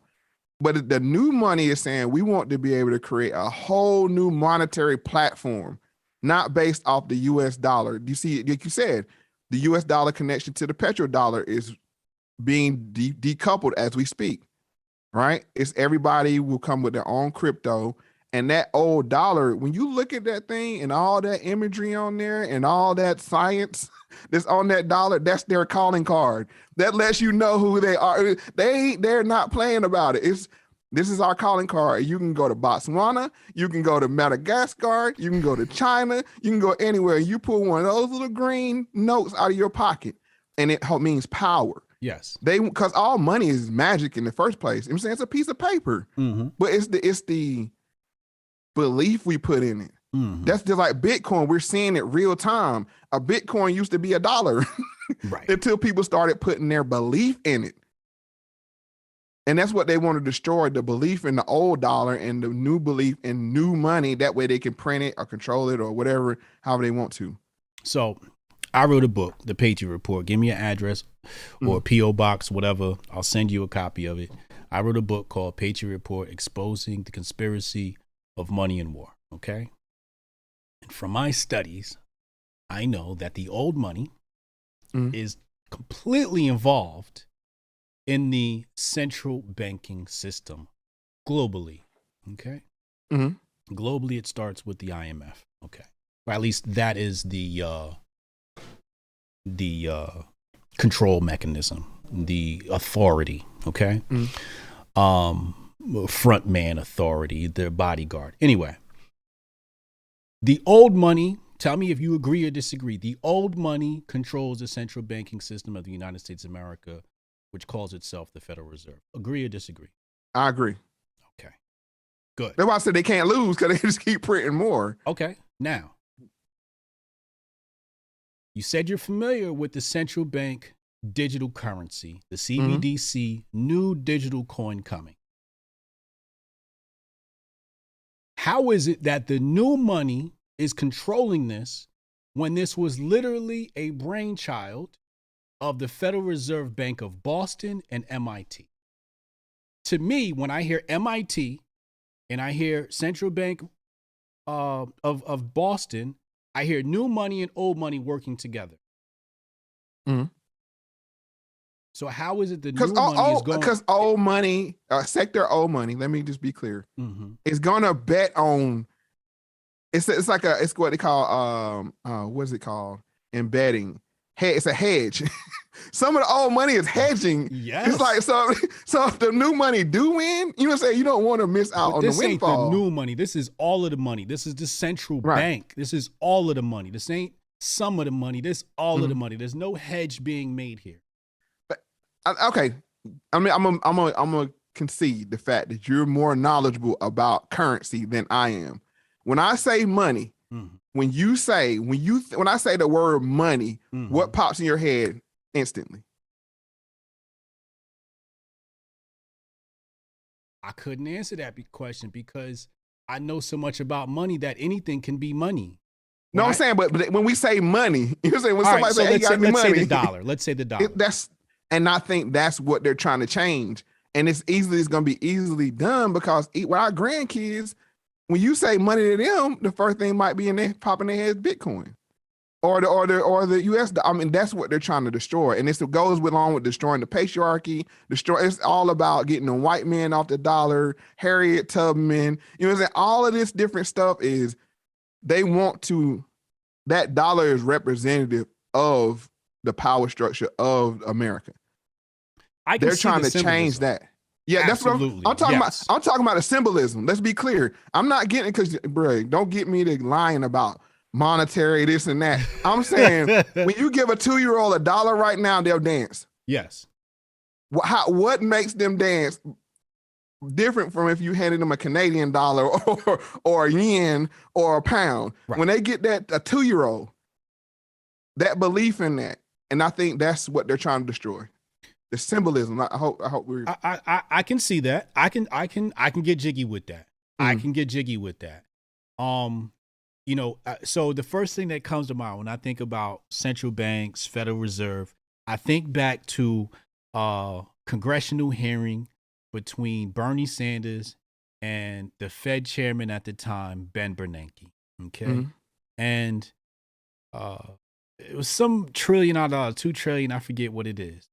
And Bernie Sanders asked Ben Bernanke, "Hey, can you tell us what you did with the money?" And Ben Bernanke goes, "No." That's what he basically said, right? In a nutshell. No. Go look the clip up online. Now, when we talk about the new CBDC, central bank digital currency, digital financial assets is what they're classified as. When we look at these things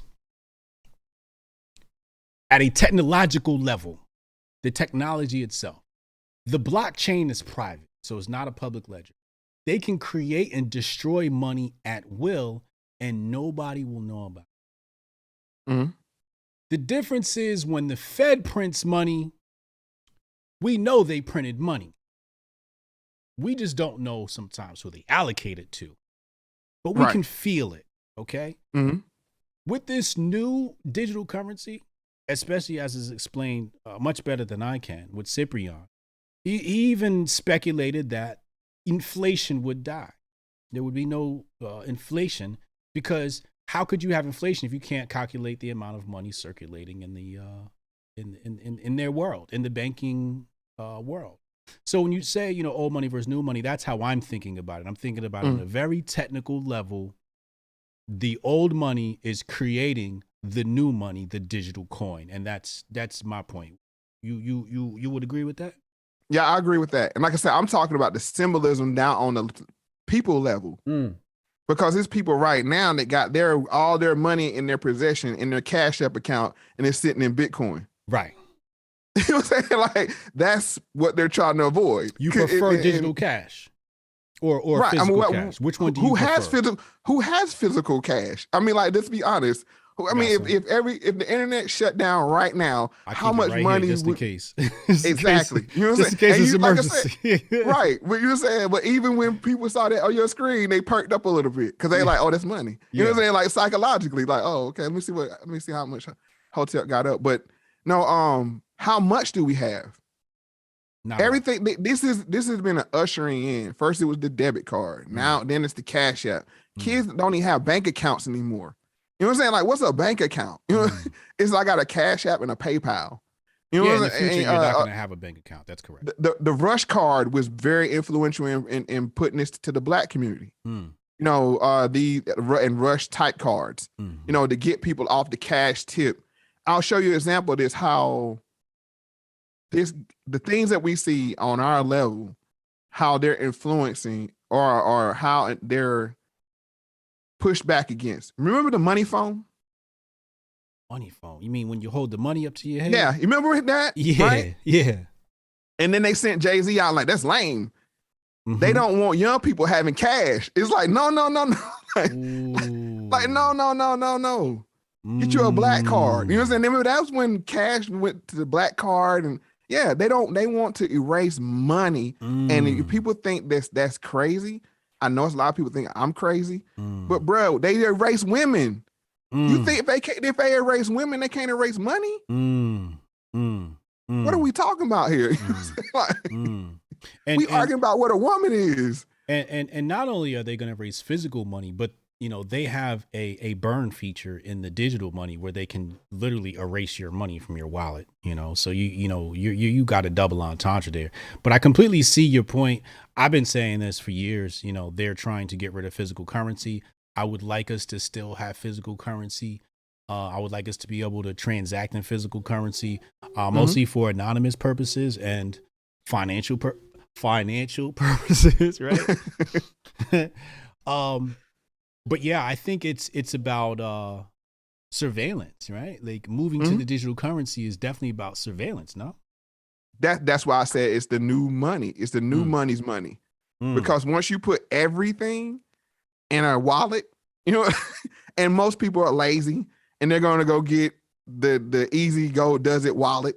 You know what I'm saying? Like like what they do with social media. You know what I'm saying? They don't want to set up their own platforms or whatever. They want to use Twitter or you know what I'm saying, or Instagram or Facebook. It's going to be the same thing with wallets where you can get deplatformed the same way if you say something crazy. And that's where the social credit score comes in at. So I hope people understand how close we are to giving them total control. And it was prophesied in the movie The Net with Sandra Bullock. You remember when they turned her off? It was like, bloop. Yeah. Like you don't exist no more. You don't exist. Correct. Right. Just start with this thing when they start doing that with your money. Like you thought you was upset when your YouTube channel got canceled, or you said, and you were like, bloop. No more bank for you. No more digital wallet for you. You didn't take the Vaseline. Yeah. It's like what? And to get access, you had to provide proof of Vaseline Nation. You say well, how you want to put it, but yeah. Reaction. PR said, old money is like the old mafia bosses, no drugs, new money will do anything. They're both about making the cash. It's the avenues they use to get it. Yeah, totally agree with that. Chad Farrell says, speaking of new money, ask Mo about getting Bitcoin with podcasting 2.0. Tell me about that. Okay, podcast 2.0, that's the work. It's the workaround that Adam Curry and a bunch of very smart people are working on, where people can basically how we're on it now. When you listen to your podcast and your favorite podcast app is 2.0 compatible, people boost straight from their wallet to your wallet. There's no middleman. So this is their effort to work around what you're seeing with people being debanked. You know what I'm saying? Like they done went to the point where now it's not you getting debanked. Like they won't even hold your money for you. So this is an effort to tie people or is this a remove platform? The barriers. How do we do this? Are we uploading our audio to this platform and people accessing it there? Well, all the podcasting apps that support it, I think Fountain's one, there's many others. They allow you to use the Lightning payment. And like I said, I'm just a proponent of it because anything that helps us not get deplatformed, I'm not a spokesman for it. I just want to be clear on that. Yeah. But basically it's just, go ahead. Tell Adam I need to speak to him about this. He need to come on my platform so we can talk about this. I want to get to the bottom of this. Definitely. But the point of the gist of it is being where the content creator can directly interact with the listener.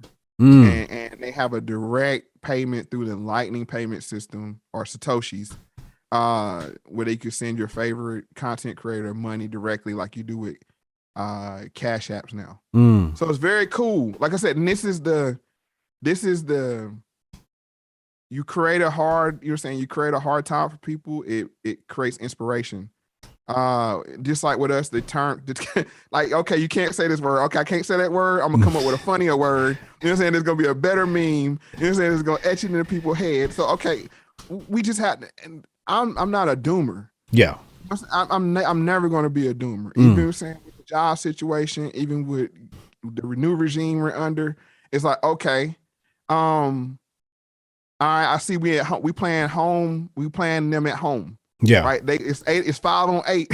the rest is with them. What, you gonna pack up and go home? Right. Quit? Or are you gonna just, you know what I'm saying, play your hardest, you know what I'm saying, regardless of, you know what I'm saying, the refs is calling it for their side. And the side I'm on the more people side. I mean, I'm pro family. Right. I think family would alleviate a lot of the problems that we see with mental health and just crime and I mean, like family start with family make communities, community make cities, city make states, states make nations. You know what I'm saying? So you got to fix it on the cellular level, and that's having good strong families. Absolutely. And you notice the people that hate people like me and you are anti-family. You know, it's like, oh, you breeders or whatever. It's like, is that what they calling us, breeders? Breeder, you know what I'm saying? They even trying to say kill your dog now. You know what I'm saying? Like, what are we doing here? You know what I'm saying? Like, oh, your dog is creating too much greenhouse gases. You know what I'm saying? Time to put them down. Like, what dystopian world did I wake up in? Like, it's so let's go. So let's stop right there. All right. Listen to what you just said. What dystopian world did I just wake up in, right? And that's what I was talking about before, accelerationism under Obama and Trump, right? Where it seems like 50 years worth of cultural change was accelerated within those 6 or 8 years. And you said, it feels like I just woke up in a whole new time. Don't you feel like time has been stolen from us culturally? And their agenda has been accelerated? And I'll say that's why I was talking about the 24-hour news cycle. Time itself, they have screwed with time. And the reason why I'm saying that is, okay, if you talk about work from home, you really lose weekend from weekdays. I mean, it starts to blur. You're working on the weekend because you're working from home and you feel kind of obligated. Like, I don't go to the office, so let me, you know what I'm saying? Let me bang out something on a Saturday. Yeah. Right. Just so I'm keeping up with. And then it's pressure. That's how peer pressure comes into it, you know, of, oh, they're logged in, so I need to log in. But let me get back to time. So you ruined the work week. I mean, like, have you found yourself now asking, what day is it? Yes. You know what I'm saying? I did that yesterday. I was like, is it Thursday? Is it Friday? I mean, like, I thought yesterday was Friday for a large part of the day. Right. So they ruined the work week. Destroying the holidays ruins the year. You know what I'm saying? Like, so if you don't have Christmas to look forward to and Thanksgiving, you know, these things on your calendars, like, time, yeah, I agree with you. They screw with time, but I look at it a different way, that we're in this 24-hour cycle. We wake up to our phones. They tell us what's important through the timeline. Just listen to the timeline. and you go on and you bicker and fuss about it for the 24-hour cycle. You lay your phone down, go to sleep, you wake up, you repeat.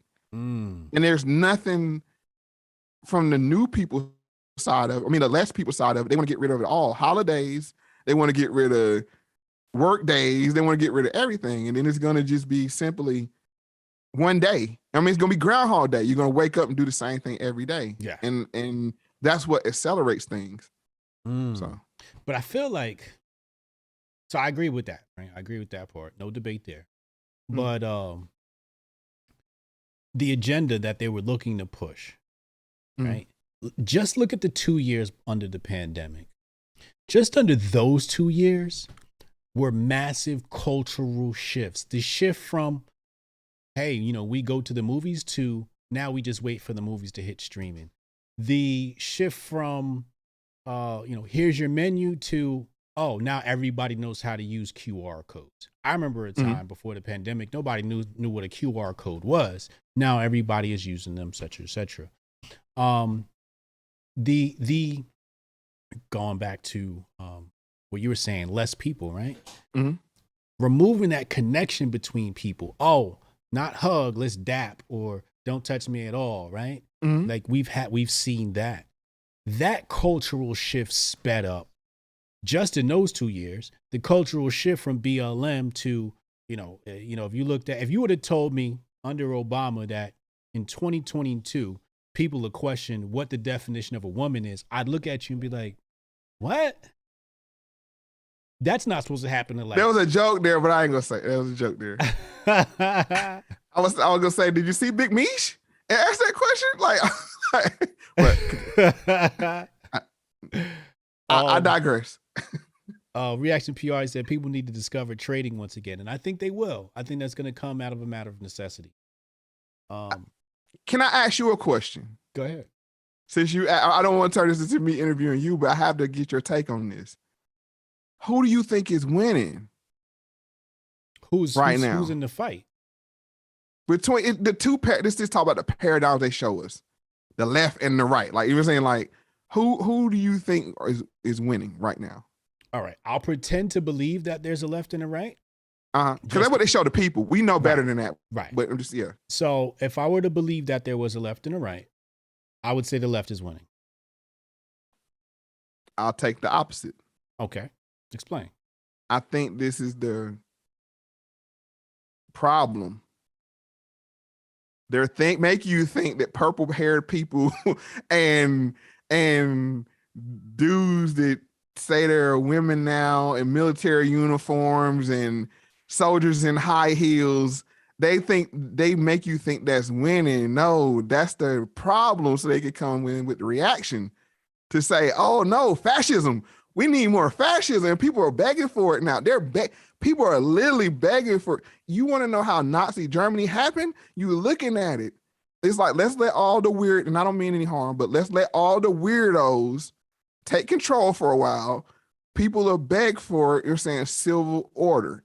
And I think we're going to go into something like the 1950s because we've been here before with the flappers and the roaring 20s. I mean, like we're in like 100-year fold over. Like if you folded the 1920s to this now, I think we're in 100-year fold. And you saw what came out of that. A very sanitized America, you know what? Eugenics is not that bad. You know, we got a lot of useless eaters down there in the South and those hillbillies living in those train cars. We're going to do the civil thing and make sure they don't breed anymore. And while we're at it, let's get the Negroes as well. Just to make sure we don't make a population, you know what I'm saying, shift too much. We would take some Negroes with the hillbillies, and you know what I'm saying, and we'll come with a new, whiter, fresher America. So I think the fascists are winning. They're just making you think clown world is winning. Well, the left are the fascists, but you're absolutely right. I mean, look at Biden's what's it called? SCOTUS speech, right? State of the Union jump off. What did he say? He said, no, don't fund the police. Fund the police, fund the police, fund the police. And that's how the 94 crime bill came about. They made black people ask for it. And that's why, go bring our conversation full circle. That's why they're showing you the smash and grabs, the cleaning out of Walgreens. You know what I'm saying? So then it's like, y'all have to do something about this. Like, oh, well, we just had this thing here that we can use. Oh, it just so happens we have your solution for you. And that's, I think the fascists, now we can, I don't want to equate fascists with left or right. And I think you are right. The fascists are winning. Because I think last time I checked, they're trying to bring in 200,000 people from Is it 200,000 now? I think it's 100, 200,000. I mean, I'm just, the last number I saw was 100,000 Ukrainian refugees. Right. Okay. And who are you bringing in? Like they make you think you bringing in some people, you know what I'm saying, like the poor people, you know what I'm saying? Or like you're saying like people with bread wheels, you know what I'm saying, like and like the little scarves on and stuff. No, this is Operation Paperclip 2.0. Let's get the intelligentsia out of Ukraine. Let's get the intelligentsia out of Syria. Let's get the intelligentsia out of Afghanistan. And I bet you when you look at those people, they have very Caucasian features. But ain't it funny that the fascists are bringing in people from a Nazi-fied country? From a Nazi-fied country. Isn't that what happened following World War II? Exactly. And who are we beefing with? We did this. The Russians. The Russians. This is why I tell people, I say, if you want to understand today, you gotta study Russia. You gotta study Russia. You just have to. Somebody in the chat said this conversation is fire, and I just want to toot our own horn really fast. I have a plugin called Keyword Anywhere that shows me the keywords that people search in regards to certain keyword terms. And when you type in Moe Factz into Google, I'll show you that the long tail keywords here are Moe Factz Wikipedia, Moe Factz YouTube, Moe Factz real name, Moe Factz Twitter, Moe Factz pictures, so they're trying to find out who you are. Moe Factz host. Moe Factz Moe Factz ADOS. And guess what appears twice? What? Hotep Jesus. It says Moe Factz Hotep Jesus, and the second long tail keyword here is Hotep Jesus Moe Factz. They know what time it is when we get together. We make fire content. Shout out to the chat for recognizing. We appreciate you for hanging in there and listening. We still got another topic to talk about. You want to segue into that now, or did you have some closing thoughts? No, we go straight into it. All right, let's close the door on that conversation. Let's move into the subject of allies. Please extrapolate on what exactly the conversation you're trying to have around allies, and give me some borders and context.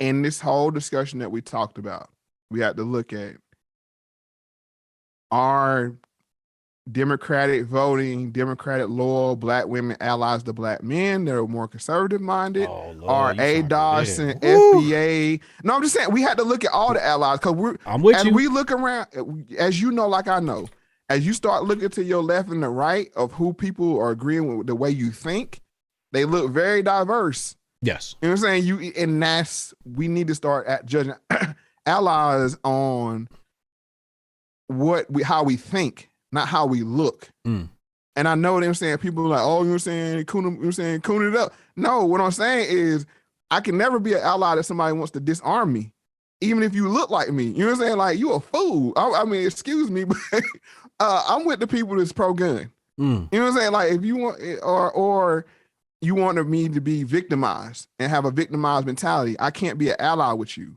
You know what I'm saying? So I just wanted to bring up the whole conversation of like how, because you know, like I know, this is how the manosphere kind of thing came up, because they're saying, Black men, how can you be allies with the far right, Jan 6er? You know, you see what I'm saying? Like, it's this shaming thing, and shame is a very powerful emotion. Sure.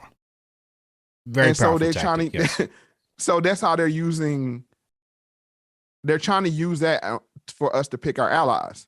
It's like, oh, you can't go talk to Hotep, you know what I'm saying? Or you can't go talk to Moe Factz, or you can't go talk to whoever, you know what I'm saying? And no, it's like, okay, do we agree or disagree on the topics? That's how I see ally. I just wanted to get you saying. All right, let's dissect this conversation. We're going to put the ADOS conversation second. We're going to talk about Black women specifically. I hate to do this, but I think it was 6. No, it wasn't 6. I can't remember. But an individual said, biggest problem for the black community right now are white progressive women and then black women second. Mhm. Do you see it that way, that black women are not an ally to the black community? Be careful how you answer that now. No, because I got to say it like this. That's why I bring in politics to it. Okay. Politics is a big thing about it because you saw how black men were shamed. And this is another point you were talking about on the show today about transaction, men dealing transactions. It's like, I can deal with 45 Savage on transactions. You know what I'm saying? Right. I'm not emotional about it. It's like, okay, what do you have for me? Okay, that's good. That's good. That's good. We can transact. Mm-hmm.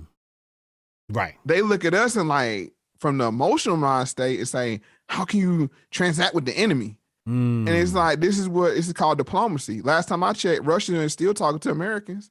Last time I checked, Chinese are still talking to Americans. It was like, even though North Koreans are still talking to Americans, this is diplomacy. Mm-hmm. You know what I'm saying? This is how you get things to happen. I mean, if you in that paradigm of good, bad, you know what I'm saying, left, right kind of thing, but they look at us like, how can you side with the enemy? But I'm looking at like, how can you side with the enemy? Last time I checked, you know what I'm saying? Look at what Mrs. Gates just gave to Planned Parenthood, and we know where that money gonna go. Now that's Miss Bezos.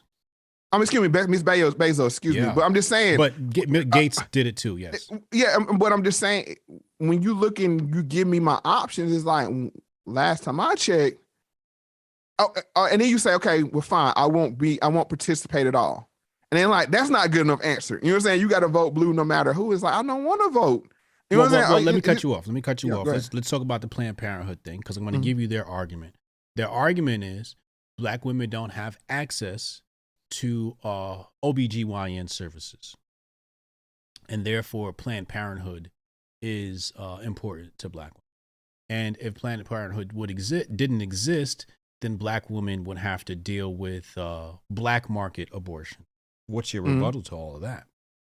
Well, I very carefully discate the abortion situation for the simple fact is it necessary? That's not for me to decide because I can't ever make that decision. You know what I'm saying? So really, I mean, I can't say if it's necessary or not. But what I will say this, I understand that you're saying you need access to Medicare and you're saying healthcare, but can't you see how this is being targeted towards certain demographics? And in my understanding of eugenics and how they want less people, especially less people of those zip code of people where those buildings reside, because you know how they do about zip codes. And it's like, well, they'll sit down and do math. Like the average black male born in this zip code, you know what I'm saying? It's a 35% chance he'll end up in prison. You know what I'm saying? Maybe we need to just get him in the womb. You know, it's the most humane thing. It's like, what? It's like, where'd you get that social calculus from? But I understand it. Like, I get it. I mean, I understand. Yeah. You know, I get it. Can I give you? Go ahead. I just want to say one more thing. Let's just keep it a buck here. The intelligentsia black women cabal or coven, their credentials is tied to these white institutions. One being the Democratic Party. So if they don't have that, then who are they? So let's just keep it a buck here. And I'm not talking about the sisters. No, I'm talking about, you know what I'm saying, these boule queens that sit up here, you know what I'm saying, and pat themselves on the back for letting maps out, you know what I'm saying, as being progressive. But who are you without that degree? Exactly. That's their plight. And it's the same thing with me. I can relate, because who am I without the access to work because I don't have the V card? Right. It's the same thing. But it's like we gonna work it out. We'll figure it out. But you know what I'm saying? I'm not gonna sell my morals out for somebody that doesn't do anything for me. It's like, what did you get for your vote in 2020? What did you get? Like you just said, they just cranked out a bunch of money to Ukraine. It's amazing how they do. It's amazing they had to have studies when it comes to giving us money.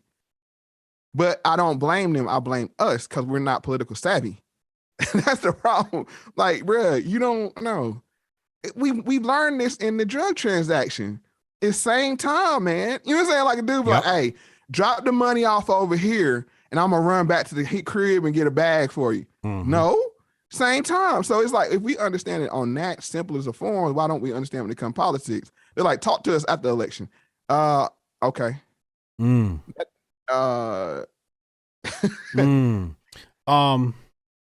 saw my stream earlier when I was Yes, I did.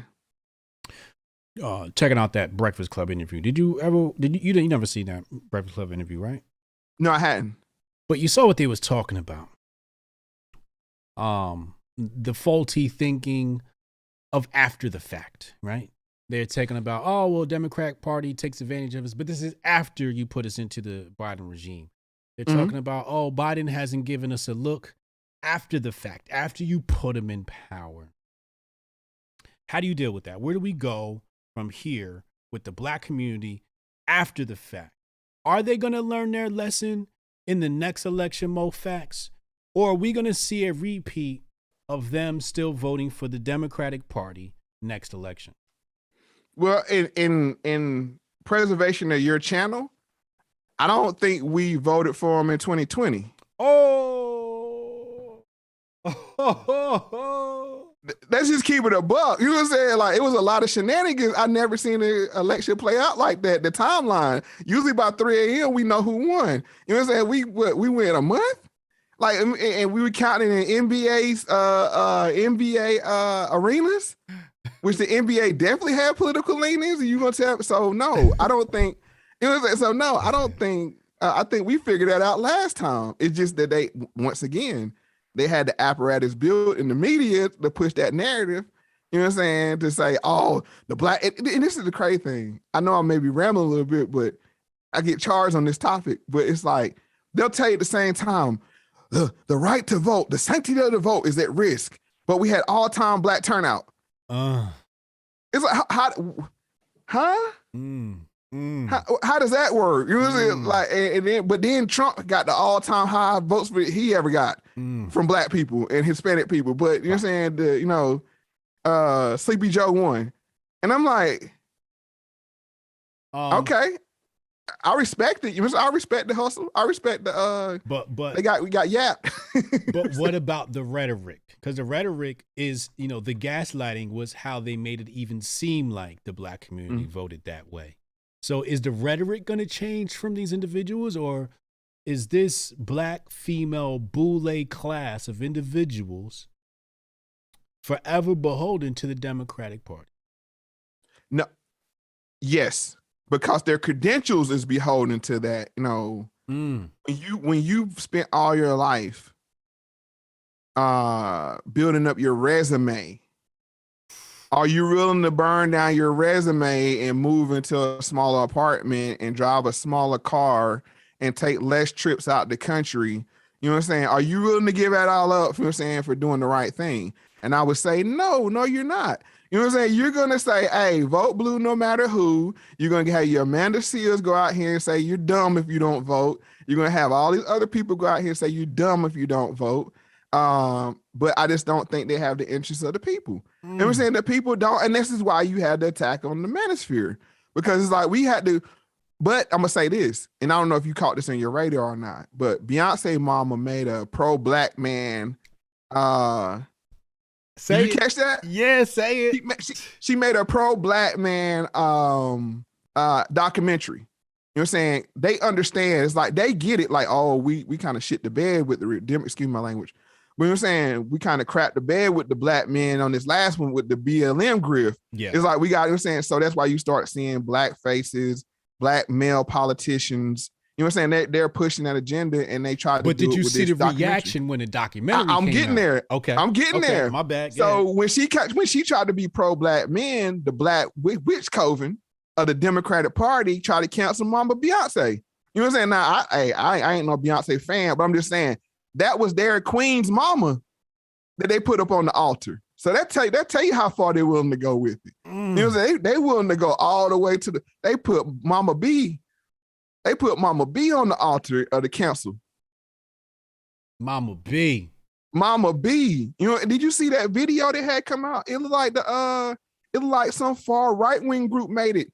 Black men attacking black women. You know what I'm saying? It looked like one of those anti-Asian kind of video. You know what I'm saying? Talking Like about the one that had Amanda Seales in it? I don't know who That made show? it. No, it was what they did was they took the trailer from the the Tina Knowles. Oh no, I didn't see that. Documentary. Oh man. And then what they did was put all these images of black men attacking black women over top of the vocals. Yeah, it looked like something straight out of David Duke's. This is how far they went, bruh. They are willing to detonate. Oh no way. Detonate. No way. That's yes. Wild. Oh my God. I have to reiterate a point here though. Shout out to everybody still listening. I have to reiterate a point you made because this is a point that people need to understand. Okay. The credentials of these women are wholly tied to the Democratic Party. It's totally tied to the mainstream machine. Mm-hmm. If they don't carry out these talking points, will they be afforded the great life? Because I don't get the great life. I don't get big mainstream bucks. I'm in your boat. I don't get big sponsors calling me up. I don't get corporations calling me up, offering me jobs or anything like that. It just doesn't happen. Okay. Mm-hmm. Outside of the few ragtag technology companies that prop up out of the right wing. It just doesn't happen. Mm-hmm. Those checks don't come this way. Why? Why don't they come this way? Why don't they come your way, Mr. Moe Factz? Tell the people. They have to push the feminist narrative. And the thing is, the black man is on the societal bottom. He has to stay on the societal bottom. And a lot of these why? Democratic, what is it about the black man that says to them we have to keep him down? Well, when you look at it, it's like, okay, it can't be the white man. I mean, he'll never be on the bottom. I mean, just because of how he's built this institution. Okay. And then he's like, well, I'm not gonna let my woman be on the bottom. Okay. And then the white woman said, I'm not gonna let my sister, the black woman, be on the bottom. So who's that leave? You feel what I'm saying? So that's this whole country has been built up that way. And they came in with no man in the house. And people always say this comes from slavery. No, it didn't come from slavery. I mean, you had to understand real history. You know what I'm saying? Not the narrative. Right. This didn't come from slavery. This came from the dismantling of the family structure. Right. And when you talk like this is what sends up the red pill flags. Like, oh, he's talking. No, pro-family. It's like, look how good we used to have it. Right. As far as even, I'll say it like this. Even if you had to ride on the back of the bus home, when you got home, there was a daddy in the house. Right. So now they're like, you can ride anywhere on the bus, but when you get home, it won't be a dad there. Like if you had to choose between those two, so that's what they did. They empowered these women to be to attack everything that is black male, unless you act like Cory Booker. And the spectacle that he put on at the SCOTUS, that's what they want. Like what he did, that yes queen, like, bro, you sitting up here, you like, oh, I'm just so happy to see you. Like, bro, simp of the year. I don't know if y'all have a simp category in the Grifties. You know what I'm saying? But what he just put that spectacle simp he put on. He put on us. Did you know what I'm talking about? What he did for the at the SCOTUS? What's that? Did you see that? What? Cory Booker. Yeah, I saw that. The little show he put on. The little show. I mean, no, he laid it on thick, like, oh, my sister. You know what I'm saying? Like, right. Oh, I'm just so glad but that's what they want. They don't want somebody that's going to push back and talk ideas. Right. It's like, I'm right because I'm a woman. And I can be clear, this is not all black women. And I wouldn't even say it's majority of black women. But the fact that they wield the shame, you know what I'm saying? They wield the shame so heavily. It's like, if you don't stand with me, sister, then you're saying you're a self-hating woman. Right. That's how they shame these other women into breeding their ideology. But I'll just wrap up on this last point. This whole thing, what they're doing with money, is going to drive people to have to cohabitate. You're going to have more men and women start to get together. Like, you know, like we need to. Correct. We need to start think about getting married, get this tax cut, this tax break, cutting down from one apartment to two, like you said, rent's doubling. Yeah. So if you're a single man or a single woman, it's like, hey man, we need to get there to make this thing work out. And I think that's going to be the unintended effect of this financial pressure that's happening. I got two things we're going to get into. Girth Brooks, super chat, thank you. He said, we're living through Mein Kampf, not Orwell. And then it seems like we have a black woman here in the chat. I can't confirm her identity. It says, press 1 in the chat if you want to call in. Maybe I'll release a call-in number and people can call in and talk to us. But it says, nah, the collective of black men are looking real bad out here. He says, some of these dudes don't belong in the house. They killing us and the kids. 5-year-old in Nevada was just killed by his own father. Black men shouldn't be killing us, period. Making excuses is disgusting. I agree with you. Okay. And I agree with stronger penalties. Unlike the Soros inspired left, if you want to take it there, that lets these killers back out in the street to kill again. You know what I mean? Like if we start looking at who's letting these people out of jail, we got to look at these Soros DAs and what political spectrum they come on. So I'm with you. You know what I'm saying? We need to. Do you think black men are killing black women? Huh? Do you think black men are killing black women? Some, but I don't think it's representative of the mass population of black men. I think that's just narrative like they do with anything else. With how they use the same narrative to say cops are killing black men. See, you were saying you fell prey to the same kind of thinking. Whoever wrote that comment, they fell prey, and it's no shot at them. It's just that this is why the mainstream media is so powerful. It'll have you thinking, you know what I'm saying, that black women had to look over both shoulders for black men. Like, I mean, this is people need to realize that you're being weaponized and manipulated when you cut that phone on. Like, look in your communities, look at your cousins and your brothers and your uncles and whoever else, and see what kind of men they are. And then, not go on social media and get this concentrated narrative. Like, they boil it down, you know what I'm saying? It's pure concentrate. It's like, oh, black men are killing black women. She said they killing us. She said they killing us every 5.5 hours. Miss G's, I put the number in the chat. Please call in. That's the number right there. The number is for the people listening, 202-596-5631. Please call in. But can I ask a question while you give that number? Yeah. Who is they? Because I don't include them in my they. You know what I'm saying? Like, you don't want to know what I would do. But I got 3 daughters. You don't know how I feel about men that harm women. You know what I'm saying? You don't know how I feel about men that harm men in our community. Right. You know what I'm saying? You don't know how I feel about men that sell poison to their own brothers. You know what I'm saying? We need to start, that's why I said we need to start looking at our allies, you know what I'm saying, and say, if you're doing this kind of negativity in our neighborhoods, you're not an ally. You know what I'm saying? Like, that's what we need. I don't include them in my they. Right.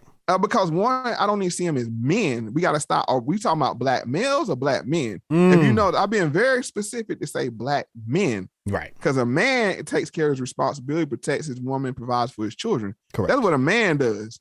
You know what I'm saying? These males run around here and they don't have any social skills. They've been given the false reality that they can handle situations like their mama handles situations. Of putting emotions over top of being logic.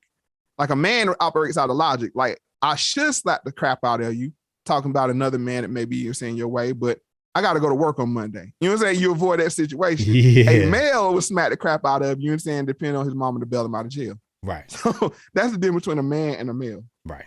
Right. And don't lump them dudes in with us. Miss G, go ahead and hit that number. Call into that number. I'll put right in the thing. I'd love to hear from you and your perspective on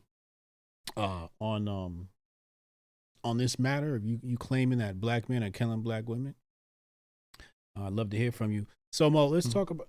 Okay, here we got a caller from Nashville. Oh, here she is, right here. Mhm.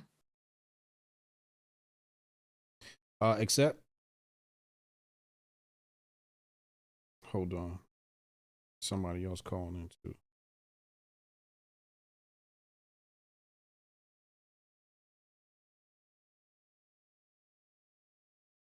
Oh shit! It just timed out. Call back in. Miss G, call in again. I saw your number pop up. Call back in again. I'm sorry. The phone just did something stupid. Raleigh, North Carolina. Wait a second. Yeah, go ahead. Talk to us, Mo. No, while you doing that, I just want to say, because if you notice, when I was talking about Black women, I made it be very descriptive of the Democratic witch coven. That's, you know what I'm saying? Like, it's very specific. I didn't say all Black women, you know what I'm saying? Because I don't paint with a wide brush like that. Yeah. So I just want to be clear, don't do it to Black men, because Right. they're trying to lump everybody in with us, especially the American Black man. Let's just keep it on that too, because they importing a lot of people that's heavily melanated that have a total different viewpoint, you know what I'm saying, on how they conduct business.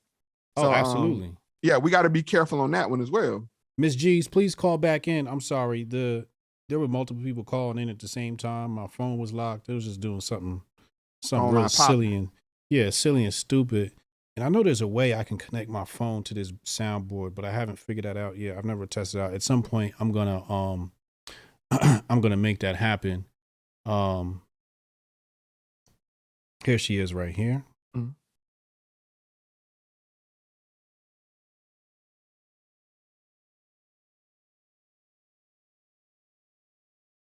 Hello, is this Miss G on the line here?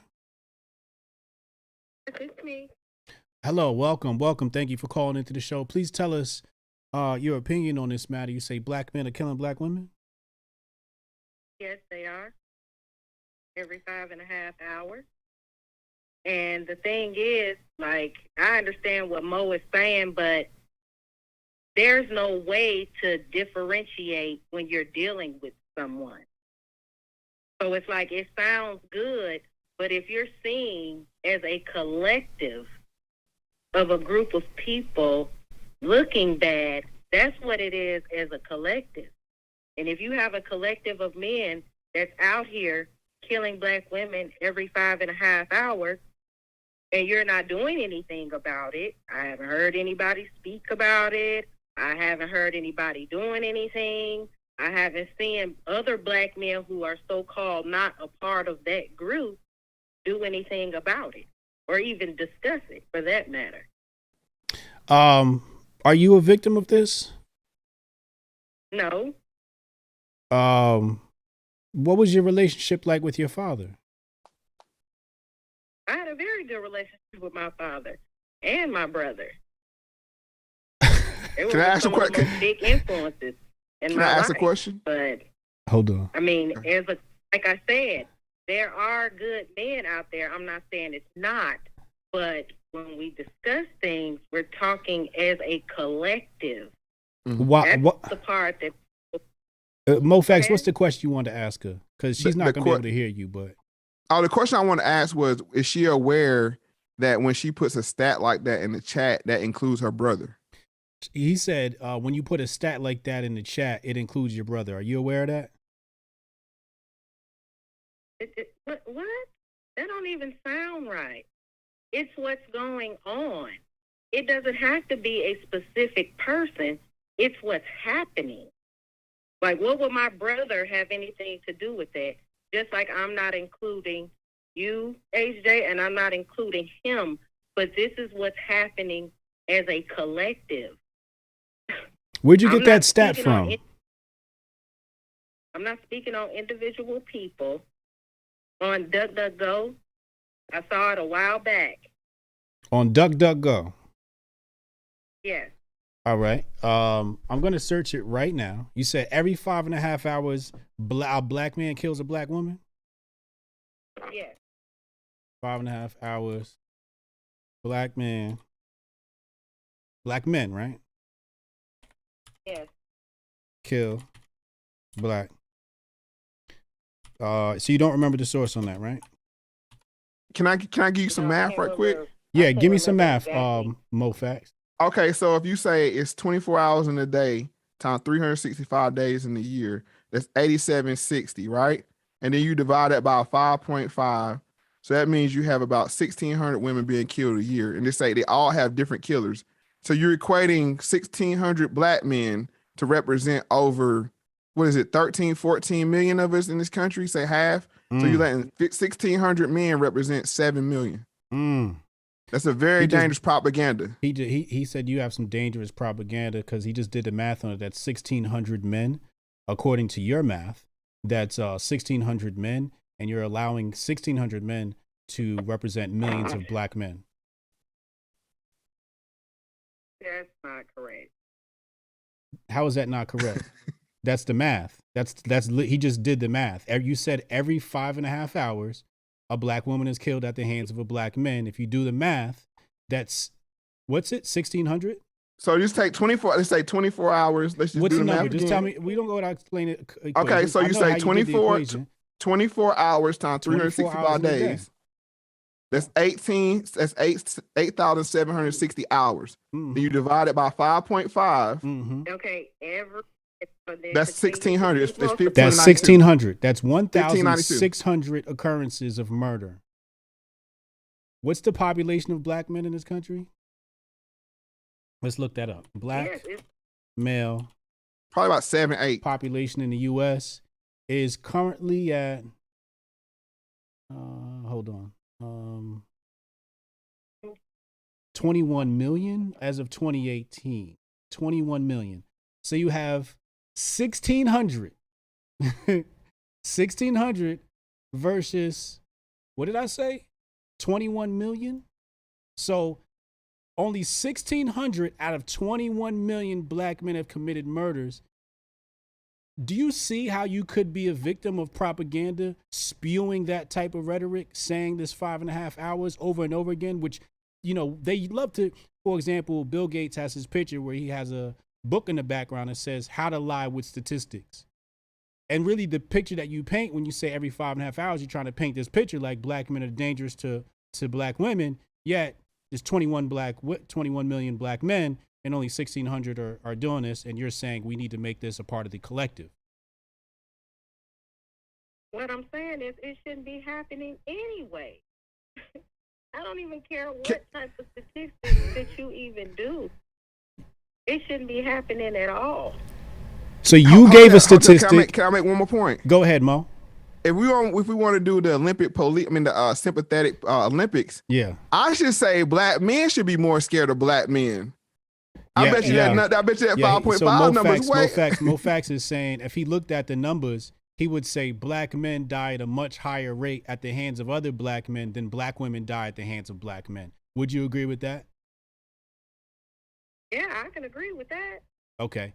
But I was about the topic when I mentioned that when he was talking about the Tina Knowles documentary. That's what I was talking about, and he was saying what black women were doing, and then I responded with the statistics of how we're dying with some of these black men. So you could understand that some women wouldn't appreciate that. They wouldn't have to be necessarily a Democrat or whatever he was saying, like it has to be feminist or liberal ideology for some black women to be upset about that, because not only are they dying, but then you have to take into account their family as well. Can I ask you a question? So I want to ask you 2 questions. Okay. Are you vaccinated? No. Do you wear a mask when you leave the house? No. Did you vote for Joe Biden? No. Did you vote for Donald Trump? Yes. Okay. But you believe black men are killing black women at a very high rate? Yes. But we just showed you that rate is like less than it's like 1/10 of a percent. So that's not a high rate. Okay, but it still should not even be happening, is the point. Okay.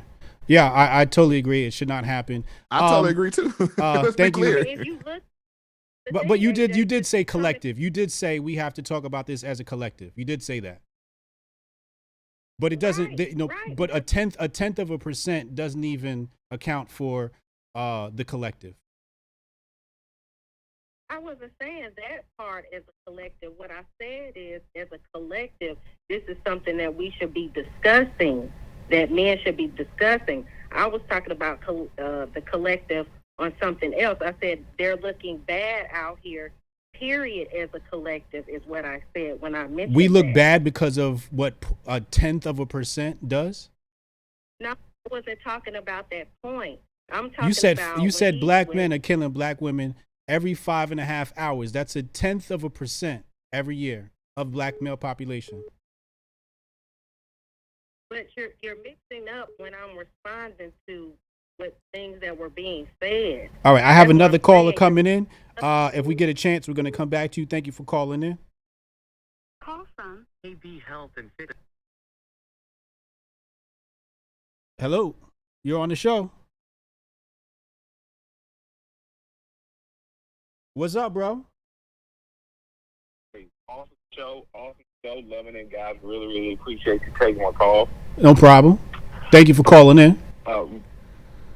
No problem. Real quick, I just want to kind of tap in. I think you guys have done, really hit the nail on the head with this conversation. I think the lady who just called, I think this kind of opens up a bigger conversation, right? We're talking stats, numbers, statistics, right? Man, we're all logical thinking, looking at percentages, talking about how we can't put people into a collective based off of numbers.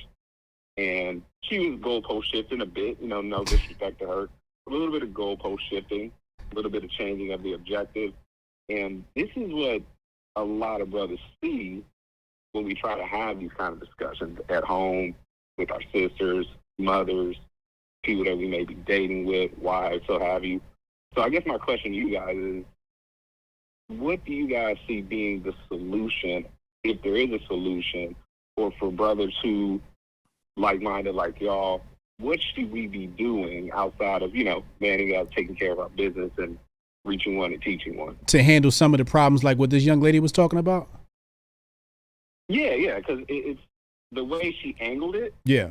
It's like, okay, I hear what you're saying, sister. And obviously she was very emotionally charged by the statistic, because hearing that sounds terrible, right? Right. It's being killed every 5.5 hours.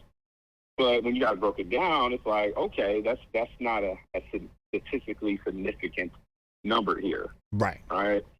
And a lot of us have that issue when we're trying to have these conversations with sisters who may be on the other side of the line or, or may have a different ideology. Yeah. Okay. Awesome. Thank you. We're going to handle that live. I might open the lines back up. Thank you for calling in. Me and Moe Factz, we're going to dive into that. We're going to talk about that for the next 15, 20 minutes, whatever it is. Thank you for calling in, bro. Hotep and Bill. Hey, appreciate you, bro. Hotep and Bill.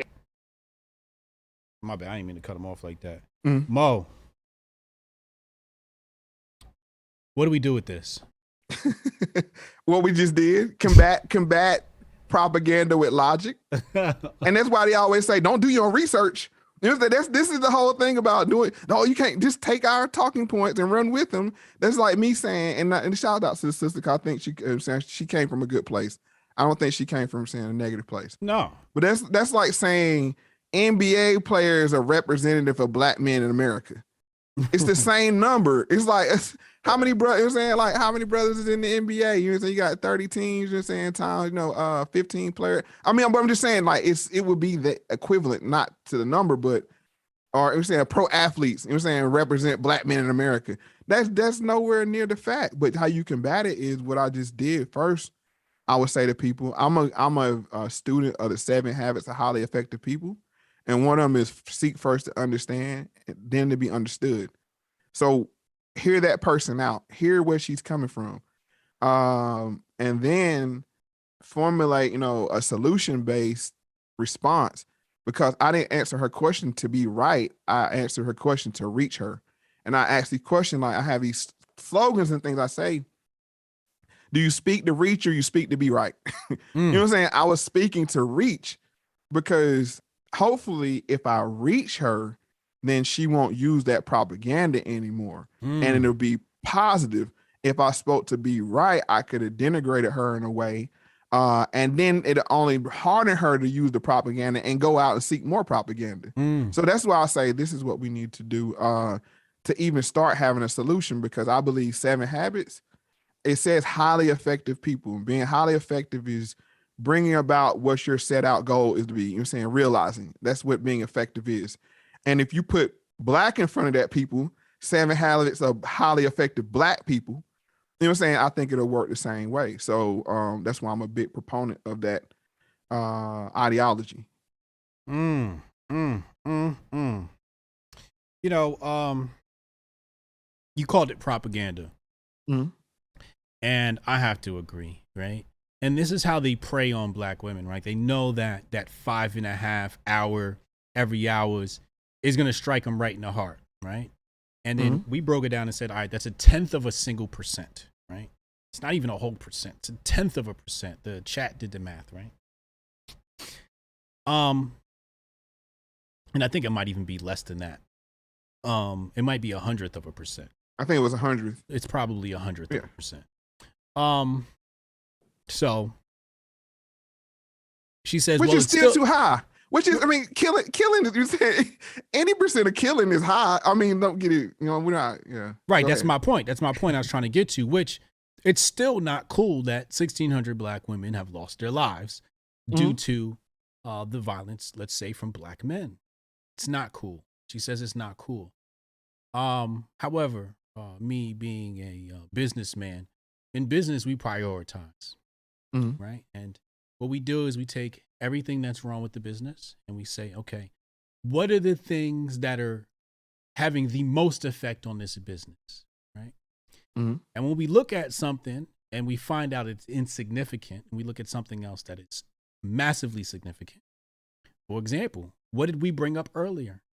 Planned Parenthood. Now, if we were to compare the amount of Black lives lost. Women, girls. Okay, amount of Black women murdered before they had life. And compare that to Black men. Oh, you would dwarf that stat. Let's somebody in the chat do the math, because me and Moe Factz got to keep entertaining y'all. Got to keep talking. Do the math on how many Black children are murdered from Planned Parenthood per year. Then divide that up by, you know, the amount of hours in a year, and then divide that up by the 24 hours. And tell me how many babies are killed. It's probably, you're going to have to probably say like it's like 100 per minute or something like that. It's going to be crazy. It's going to be crazy. So that's how I would conduct it with the Black community. I'd have to hold a meeting and say, here are the problems that are killing us. And I know all the way at the end, at the bottom would be Black men killing Black women. At the top would be heart disease, medical malpractice, Planned Parenthood, and somewhere way down at the bottom of this chart would be Black men. What were you going to say? No, I said you talking about a Pareto chart. Yeah, you know what I'm saying? This is how you solve problems. Like you said, you classify everything into different categories, and you look at your Pareto chart and see what the first bar is. You take and you try to remove that first bar, and then you go to the next bar, and then the next bar. So yeah, so the number one bar on my chart is family. How do we reinstate family? How do we make family cool again? How do we make, you know what I'm saying, where two people can cohabitate? I bet you a lot of those 1,600 sad events came out of people that didn't know how to cohabitate with each other. And didn't she have the social corroborated skills. that claim because I asked her, what's her relationship with the father like? She said, great. Because I first asked her, were you a victim of this? She said, no. I said, what's your relationship with your father like? Great. Brother, great. Which goes to show, to your point, what great family does. Continue, my bad. Right. But they want to have the narrative of like a Tyler Perry movie of where it's the dude that had the good job, but when he get home, when he flip out, you know what I'm saying, beat you up, you know what I'm saying, then he go back to work to his great, high, powerful job. You know what I'm saying? No, these dudes that's doing these killings, they're not the most ideal citizens in the first place. You know what I'm saying? So we got to start having some real conversations. criminal reform is not let everybody out of jail. You know what I'm saying? Criminal reform is let the right people out of jail. You know what I'm saying? Some people don't need to get out. And at me, it's Moe Factz. You know what I'm saying? On all social media platforms, it's some dudes that don't need to get out of jail. Right. And while other ones should never been there in the first place. And this is where is that fall on the Pareto? But like I said, my number one thing is family, because that solves the economic situation. That, you know, we don't look at the cost of when you have, you know what I'm saying, and there's no denigration to anybody, you know what I'm saying, because they didn't have a planned families, right? But when you have children out of wedlock, you have a mortgage, she has a mortgage, or you have a rent, she has a rent, you have a light bill, she has a light bill. That's generational wealth right there being impacted. You know, whereas when you have two people, not regardless of race, that are married and have a functional relationship, they only have one mortgage. Right. They only need one car. They only need one light bill, one insurance. This is where we could save money and start, you know what I'm saying, form our own generational wealth. But we don't look at those simple things. Absolutely. 100%. Dax Hill, she said it like 21 million Negroes are Xing 21 million Negro girls a year. That's the exact way they tried to run the beer bug stats. Yeah, they did try to do that with the beer bug stats. Yeah, absolutely. All right, let's we got to start winding down here, and I still want to have the ADOS conversation. We're talking about allies and ADOS, and you know me, I ain't no ADOS. I am an island brother, and I'm representing the islands and the diaspora. So talk to me about this conversation. What did you want to hash out today? The thing on Twitter, you know what I'm saying, some of these negative conversations. On the Twitter spaces? Yeah, in the Twitter spaces, I found them to be very non-productive. I think we got a lot of, I'm saying, brothers on the side that are very serious men that are pro ADOS / Foundation of Black People. You know what I'm saying? And this another meme more that's being hashed out right now, what the term is going to be. And this is very important, what these terms are used. But I think throwing the baby out with the bathwater to say all this group of people are not for you, or all this group of people are against you. You know, we need to, once again, we need to see who our allies are. And if a person is creating propaganda like that number, not the sister, not her, but the person that created that propaganda, that's not an ally. But a person is willing to stand shoulder to shoulder with you for us to get our reparations / atonement, which I call it atonement. I don't call it reparations, because my view on the point is, don't talk to me if you're not trying to atone. I'm not asking you to repair me. You say it's who has to atone? Shift. The country, the nation of the United States that permitted slavery to happen, that they apologized for, but then put in the fine print, this is not admission of guilt. Okay, continue. You know Yep. It was an apology. So that, but I'm not asking for it. See, this is how I handle reparations, aka atonement, is I'm not gonna ask you, but don't ask me to vote for you. You know what I'm saying? Like, wait, I need you to back up. You said in the fine print it said what, and where did it say this? When they issued this United States issue apology for slavery, right? In the fine print, you know what I'm saying? Not actual fine. I'm just saying, like, how you, when you buy ad, it was like, this is not an admission of guilt. So they were very clear. Say this in a document, or yes? What document is this? Do you remember? Hold on. I think it was back in 1994. Hold on. This is powerful. You caught me flat. You caught me flat-footed on this one. No, I mean, we can't recall every fucking factoid, right? But if you go and fact check me, you know what I'm saying? Like I said, I'll tell people all the time this. Don't believe me. You know what I'm saying? Right. Go verify. Never believe me in what I say. Yeah. Go verify it. You know what I'm saying? Trust but verify. But yes, it was you remember they were issuing all these apologies. I remember that. Yeah. And so you would think, like, okay, you admitted to this so we can get to the damages part, right? Right. It's like, so they're saying that they had no admission of guilt. Yes. We're sorry. This is an apology. Yeah. We ain't guilty. Right. Wow.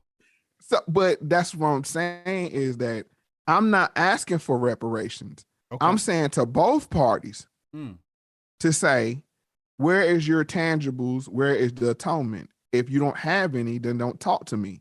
Because what's going to happen is, if you do the political calculus, The Democrats can't win without my vote. Right. So I have leverage over them. If my people will take their vote out of the situation, we don't have to run to the Republicans. I'm not with that running from one plantation to another either. Mm-hmm. You know what I'm saying? Let's set up our own, you know what I'm saying, and figure out, let them come talk to us. So Democrats, they won't win without us. The Republicans can say, you know what, we can KO the Democrats for 20 years. You know what I'm saying? If we do something meaningful and sincere. Right, because atonement is about, and I bring this from the brother Louis Farrakhan, Minister Louis Farrakhan, when he gave the Black Man March. He talked about atonement. Atonement is about the person that offended you coming and making good with you.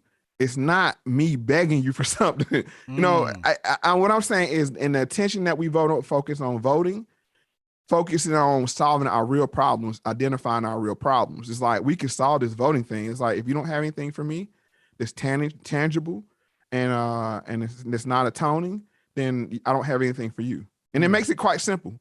You know? Right. Yeah. That's how I look at that. No, that totally makes sense. I get that. It's on them. We shouldn't be coming back. Here's my pushback on the whole diaspora conversation, right? Because ADOS would be a diaspora, the mother would be the motherland, Africa, and that would include its satellites such as the Caribbean. And when we see these rooms pop up that have negative comments towards ADOS, it's mostly trolls starting these conversations. I hear them. I go into these rooms, and sometimes, you know, I remember the last time I saw the room pop up, and I forget who it was, but somebody tagged me somewhere, text message or something, like, yo, go check this out. So I went in the room and I checked it out, and they're like making jokes and, you know, making, you know, derogatory statements about Black people, and most of them were like of the Arab persuasion, right? We know how that collective, especially the old guard, feels about us, okay, and how they treat us, and how they're the white supremacist version to ours here in America and for Africa. But they trolling. And I feel like we give too much energy to the trolls, and I really don't think there's this big war or argument between Africans and the diaspora. I feel like it's just a handful of people playing around online as triggering everybody else. And I agree with you, and that's why people like me and you have to sit down and have civil conversation to hash this out, because we had to look at Twitter. It's like, how did these hateful things trend at the top? Now you had a bunch of, and I'm using this term just, you know what I'm saying, as an equivalent. I'm not saying they hold these views, but say you had a group of Proud Boys, okay, in a Twitter space saying the same thing that these quote unquote trolls were saying. Twitter would have gotten them out the paint real quick. Yes. But the fact that it's brown people that are saying this, they let them rock out, and they did it for multiple days. And it's like, why is Twitter not taking any action? And it's because they want the hate to fester. So I don't look at the individual. I look at, okay, y'all allowed this, when you're so stringent with everything else, you know what I'm saying? Like, they taking people down for saying what a woman is. I keep going back to this because how ridiculous that argument is. But if you say what a woman is biologically, they take you out, they deplatform you. But you have for multiple days, I mean, you both saw this, where you can have people spouting hate, monkey, the N-word and all this, and nothing happened. It's like, whoa, Twitter. Like, we're saying, what, you know, do y'all sanction this? You know what I'm saying? Like, you know, what's going on? And that's because, I'm telling you why it is. It's because the American Black person is getting out of line with their thought. It's like, you haven't seen the mean side of Democrats. See, I don't think people really seen the mean side of Democrats. You know what I'm saying? They always see the kente cloth and the smiles. Piss them off. Really piss them off. And you're going to see, you know what I'm saying, you're going to see the boot in your butt type Democrats. So yeah, so we can't get that we cannot get that twisted. that we're saying like, okay, we got to get these Negroes in line. We got to pump these agendas, like the number that the lady quoted. We got to push, you know what I'm saying? Like I said, the smash and grabs on the media, the black man or black appearing man that was killing homeless people. You know what I'm saying? They pumping all this propaganda to make us look like killers. But when you go to Chicago, they say nothing about drill rap. They don't call them killers. It's amazing. You know what I'm saying? Like drill rap, you as a black man, I can go on here and kill 99, excuse my language, niggas in a song. It's okay. If I rap about killing one dog, you two are gonna take me down. Facts. Moe Factz.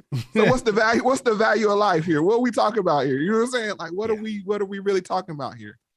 So that's all I'm saying is we need to start looking at our allies, evaluating them based off of transactional purposes, off of like-minded thinking.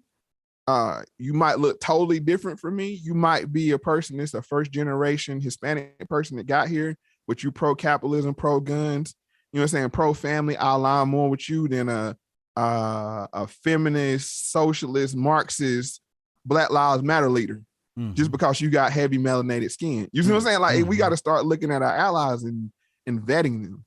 And they don't want that. And they really struggle with the maturation of the American black person. Too much thinking. Too much thinking. Yeah. What you gonna do without us, boy? What you gonna do with all that freedom? You know what I'm saying? Like, that's too much freedom for you to handle. Absolutely. Sound like Uncle Hotep now. Bowden, thank you for supporting the channel. He says, how do you do reparations without penalizing those who are recent immigrants, making them pay for others' crimes? It's a good question. Often, it's a common question. Okay, I'll say this. I say the same thing about the 9/11. I had nothing to do with 9/11. You know what I'm saying? But somewhere in my taxes, I'm paying for that. You know, we have. It's amazing. What about Ukraine? Nobody says when they look at their taxes like, what portion of this 15 billion is coming in my taxes? It's only when we talk about black people getting something. Let's just be honest here. Let's just keep it 100. It's something about when black people get something. It frustrates people. And I'm not saying this person that says this, but it's always questions. They met for 15 minutes. Okay, 15 billion to Ukraine. Like that. Yeah.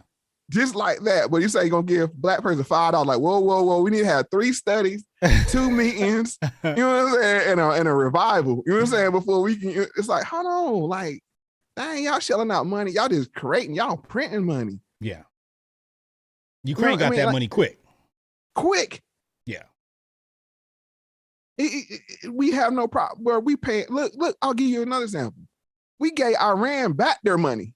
How does that work? You say like, when we gonna get our pallets of cash? You know what I'm saying? Like we beefing with Ukraine, and on the way out, you're saying our shining star Barack Obama, I'm being sarcastic, delivered pallets of cash to the Iranians who were beefing with us and allegedly trying to build nuclear weapons to destroy us. You know what I'm saying? They call us the Great White Devil. When I say that, America, you know what I'm saying? That's what they're. But you can get them pallets of cash. But when we ask for atonement, it's like, oh, you know what I'm saying? We gotta think about, wow, why are you asking?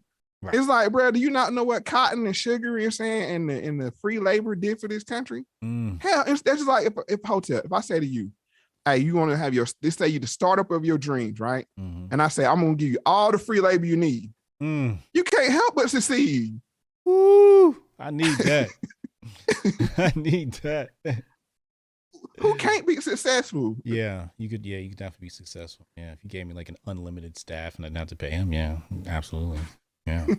Well, let me ask you this. What does reparations look like? If you were to be the architect of reparations, how would you what's the dimensions of a check? I think it's like 6 by 3 inches, and it say pay to the order of. So you want money. Cash. For who? And I'll settle for it. You want to pay it doing installments? Just say if I'm bartering with the Democratic Party, well, the political parties. Okay, you want to do an installment. You know how you can pay something in full and it'd be cheaper. Yeah. But if you paying installments, you understand they're gonna tax you. Yeah. We can do it in installments if you want to go that route. Okay, we can start with being tax-free. Let's start with that for the first 4 years. Give me tax-free status. And when I say tax-free status, I mean tax-free. I mean, when I open my cell phone bill, I don't want to see no taxes on it. When I go to the grocery store, I don't want to pay no sales taxes. I know that sounds naive, but I'm just saying I should be able to write all that off at the end of the year. Okay. They don't cost you nothing. They don't cost nobody nothing. But let me write all my taxes off at the end of the year. Let's start there. Because reparations is not, let's in atonement, let me be clear. Atonement is not about a handout. It's that our ancestors didn't pick up their last check. How much money? From their job. How much money are we talking about per individual? I'm not gonna hold you to this number. You know, this is subject to change later. How much? What are you saying? Here's the thing.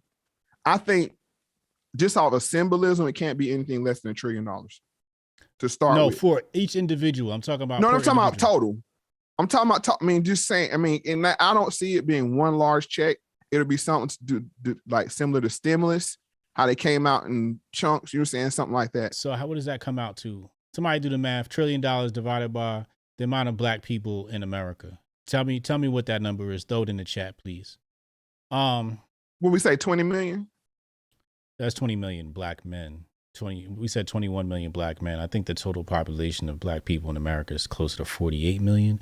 I'm not sure. Somebody even have to pull that stat. I don't know what it is right now. Somebody pull the stat, do the math, and throw that in the chat for us, please, while we continue this conversation. Because I gotta be honest with you.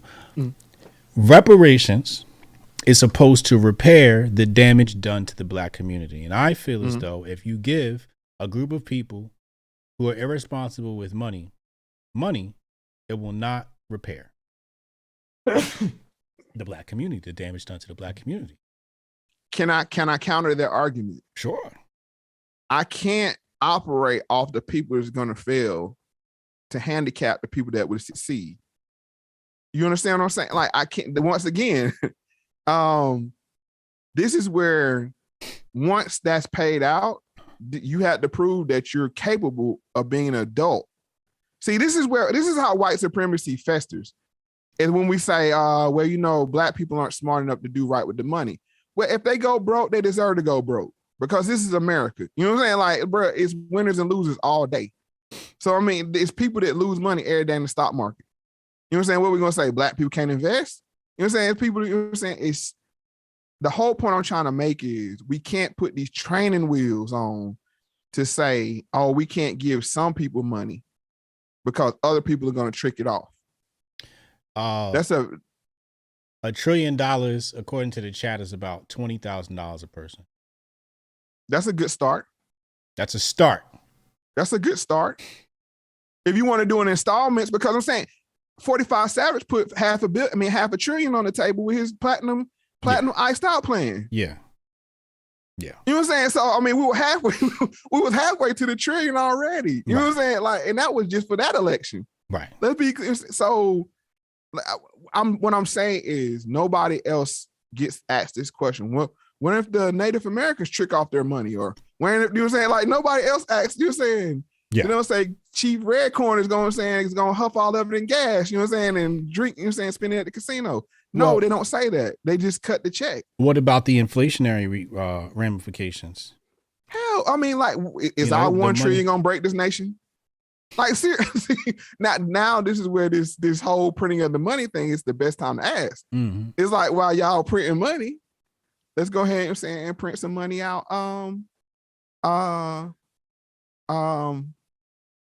To take care of business. And the thing is, you know, the crazy thing is, they will give you the money through a PPP loan. Mm-hmm.